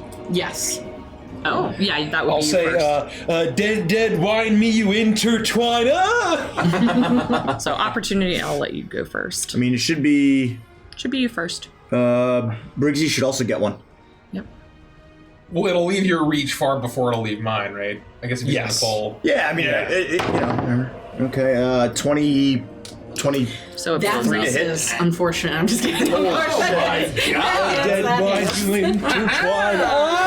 As the vine monster is pulling my friend away, I slice with my sword and the vines explode. I will say you're moved about 5 feet ahead, so you're probably... Oh gosh! Like, push him maybe like there? Yeah. And... yeah, so monsters 1 are gone. Is there a So top she'll one? be roughly, presumably this is the door of a hut. That is the door, Okay, so she's if roughly you could there. go ahead and put this at the front of the door, you see now as this entity steps forward, I'm giving her movement when she shouldn't have it, get shit on friends. As she steps out of the darkness of the doorway, you are able to see this entity. She is a woman. She is smaller in stature, slightly pudgy, but on her face is this strange wooden mask. Her eyes completely obscured by this horrific green magics. As she looks towards all of you, she does not say a word, but she steps 1 foot after the other out onto the ground as she raises her arms high. Marius, it is your turn. Damn. I'm quick, but I'm not that quick. She is like 10 feet in front of the house. Oh, okay. She has stepped down out of the house, and she's like 2... So close! You're that quick. I'm gonna have a chance to count, it's not gonna change. Shit. I don't really think I can do anything. I can move 35 feet towards her, and that's it. You can sprint. You can get like right in her face. And then get wrecked. Yeah, that'd be really good. That's true. No, her turn's coming up. I'm good. I'm not gonna do that. You could also hold your action, That's all I can do. right? Yeah, I can just hold an Or attack. hold an attack in case she gets close. What's up? Baron. I would move forward. I guess just let me look over here or something. And I would look out. Who are you? Does she respond? She does not. Then I would reach out my hand, and kind of like with a clenched fist, I would cast Hold Person. So make a, I don't know what I'm saying, Wisdom saving throw. Natural 20. Wow. Ooh, well. Twist of Dread? Why? I would like to Twist of Dread myself to fail. Oh, that was too good. No, I want to use my Twist of Feet to make you fail. We can do that now, right? No, and it is now. Is that your turn? Fuck. Yeah, I guess it is. She is going to move forward. And she is going to stand basically directly between the two of you. So you trigger your reaction if you want to take your reaction. Yeah, if I could do that, I'd like to make an attack against her. My reaction would also go off. What is your reaction? Symbiotic entity. Well, Yeah. Oh. What would you like to do? Marius will go first because he was holding his action, and then yours will happen. 22 to hit? That hits. Let's fucking go. So that's gonna, and I'm just gonna smite this bitch. So that's gonna be 1d4, 1d8, 2d8. And welcome, Dino Adventurer. Oh yeah, welcome. It's a Dino Adventure. So let me cast that spell. Come on, baby. Adventure. I think it's gonna be +7. Nice. Not bad. 8. Not great. +7 is 15. +7 is 22. Jesus. Oh my That's okay. God. That's okay. You're Yeah. level 4. I rolled Sick pretty of that. poorly, except for this guy. I rolled max on the D4. That was it. I rolled pretty poorly. Other than That's the that. only one I saw. I was like, holy She'll also take 4 damage as she comes in, closer to me. My kind of spores will whip around myself and lash out towards her. All right. She takes the damage, but she doesn't seem necessarily as bothered by it as she rushes forward. She looks between all of you, and there is a look of almost confusion about her movements, but she raises her arms up, and you feel the plants beneath your feet begin to move this way and that and undulate as she casts forth a thunderous wave as the earth beneath your feet begins to rock and shake. Farron and Marius, I need you to make a Constitution saving throw, please. Damn, it's never the save I think it's gonna be. Con, you 21. say? Oh boy. 10. Marius, you will fail. You're both going to take damage. Farron, you will take half damage. Thank you. You are going to take 7 points of thunder damage, and if you failed, you were pushed back 10 feet. So 3 for Is that back? Yeah, I mean, unless you want to go the other direction, Nikki. I think that's fine. Yeah, it was towards us, 10 feet, however you want to go. Whatever makes sense logically. 10 feet away from her. And that's her turn. It's your turn, Jared Cho. You're a hoe. I didn't need that to come out. I was doing word things. Whoa. Too real. But you can call me you're a hoe. Most folk do. I will look at her as I've already inspired. I will say, Lethica, you look so woodsy. They ought to call you the Wood Wizard. I already said that, but that's all I got. You're inspired. And then I'm going to how far away? Do I lose my inspiration then? No. No. Only one person can have it at a time. Stacks, yeah. I think I'm close D6. enough that I'm going to say, I'll look at her and I will say, oh, well, a grape fell off of a vine. I once saw a grape fall off of a vine and it dried, and I thought to myself, well, everything happens for a reason. That's so stupid! And Capri says such fucked up shit, and you're just like the children's book of jokes. I love it. so good. That was very It's just good. like, what are the- Wisdom 15 saving throw. Oh, for her? I Yeah. fail. Oh, man. I roll, no. Just read like popsicle stick jokes. No. Those are right. Yeah, it's Roll an natural optical stick 6, jokes. so- Thank you. So she will laugh uncontrollably and fall to the ground prone. She doesn't have... And that's my turn. That might be my favorite spell in D&D. It's so Yes, busted. it's pretty busted. It's very busted. She begins to laugh uncontrollably as she falls to the ground, hilariously laughing. That's my turn. Feels good to be inspired. I like it. Yorgrim. All right. I run up to her and say, I don't blame you. It was pretty funny. I can't really see. Oh, sorry. But Sorry. You should be able to make it. I would assume I can make it there. Oh, yeah, you can easily make it up there. Yeah. We're gonna kill this bitch, and you guys have no idea. You're advantaged because she's prone. And okay, you don't say. So I will just roll to mess her up. I'll tell you that. No. Oh, I rolled to shovel. Advantage. Okay. Yeah, when you're I'm done advantage. with you, you'll be disheveled. Dang it. Don't take my quippy one-liners. Dang it.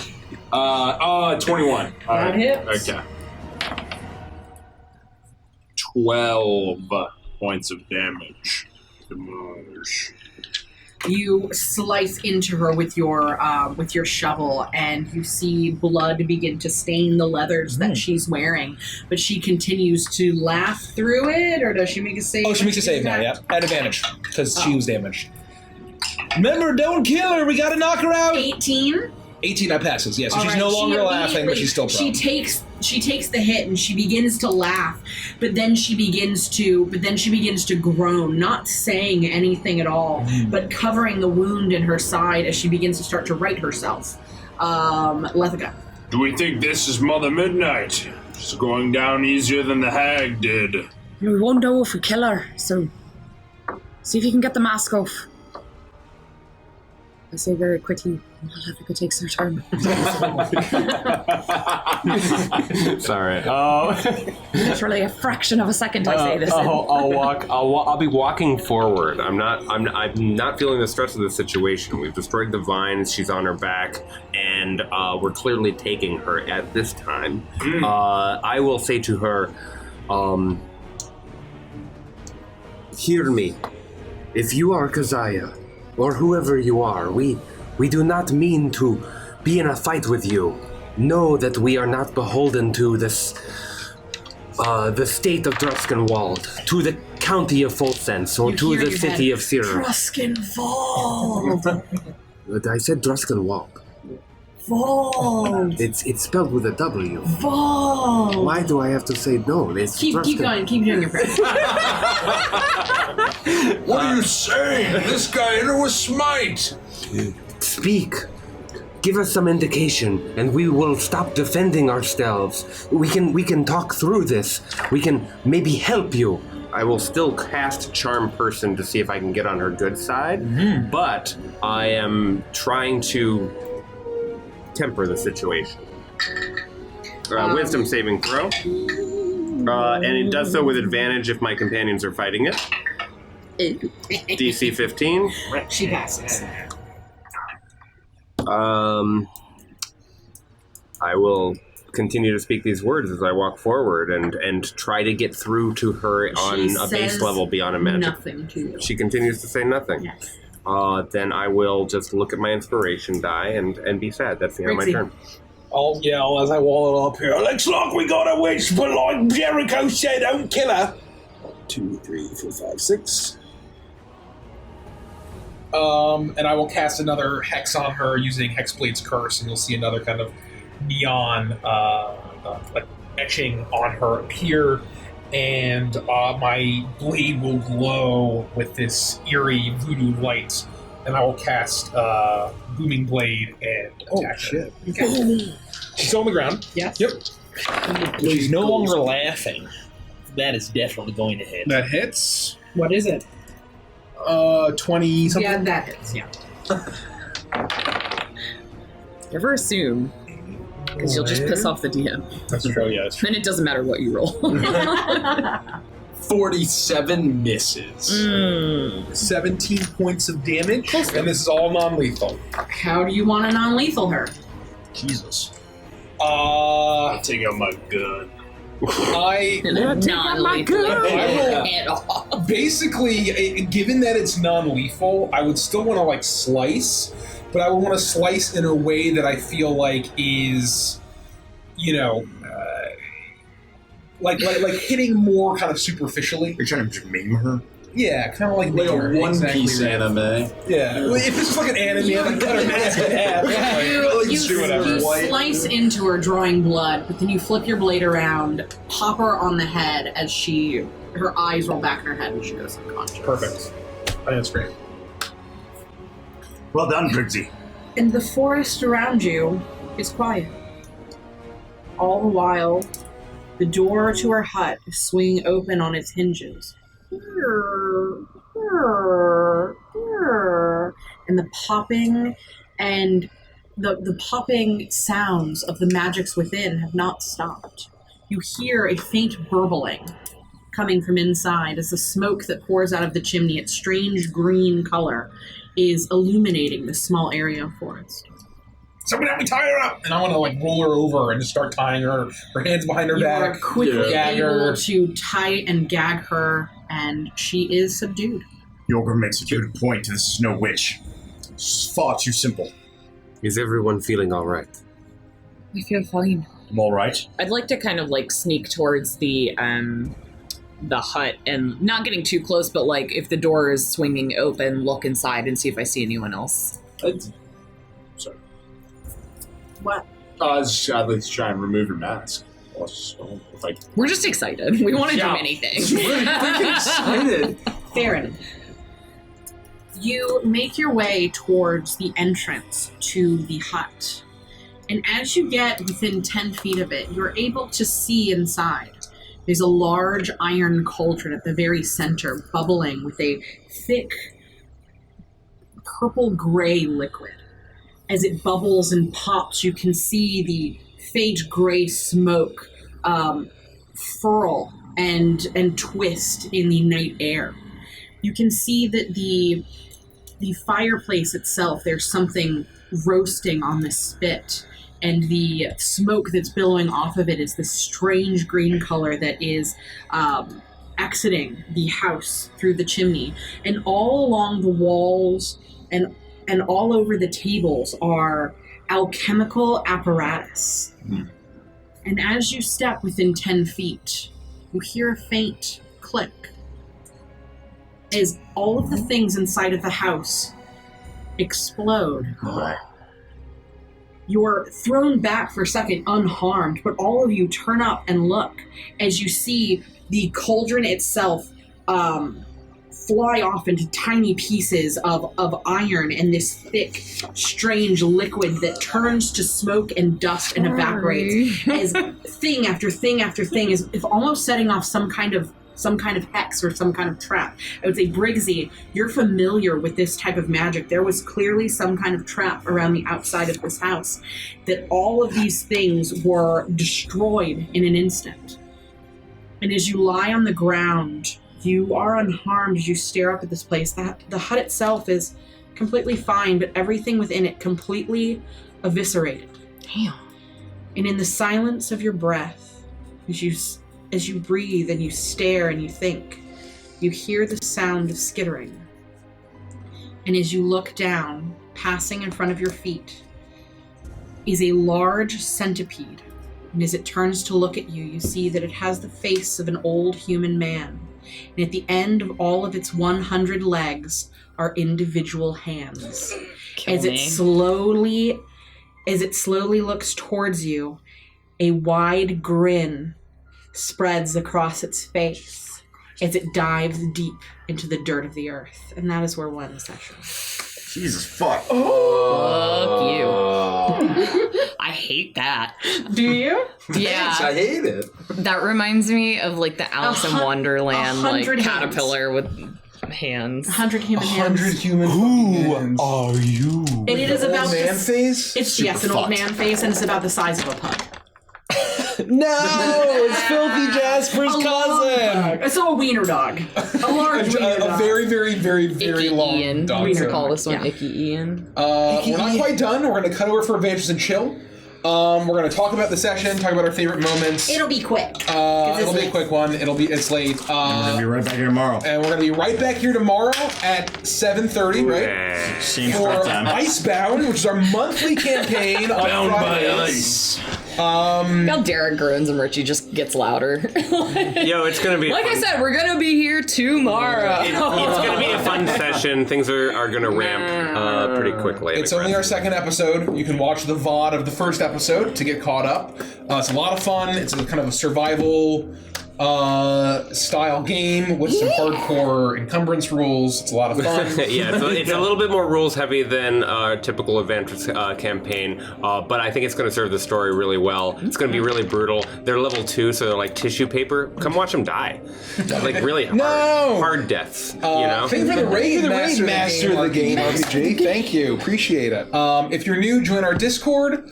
We hang out there between sessions, and the only other thing I think is We launched a Patreon, so the best way to support us is becoming a patron over there on Patreon. You get a bunch of extra perks. Exclamation point Patreon.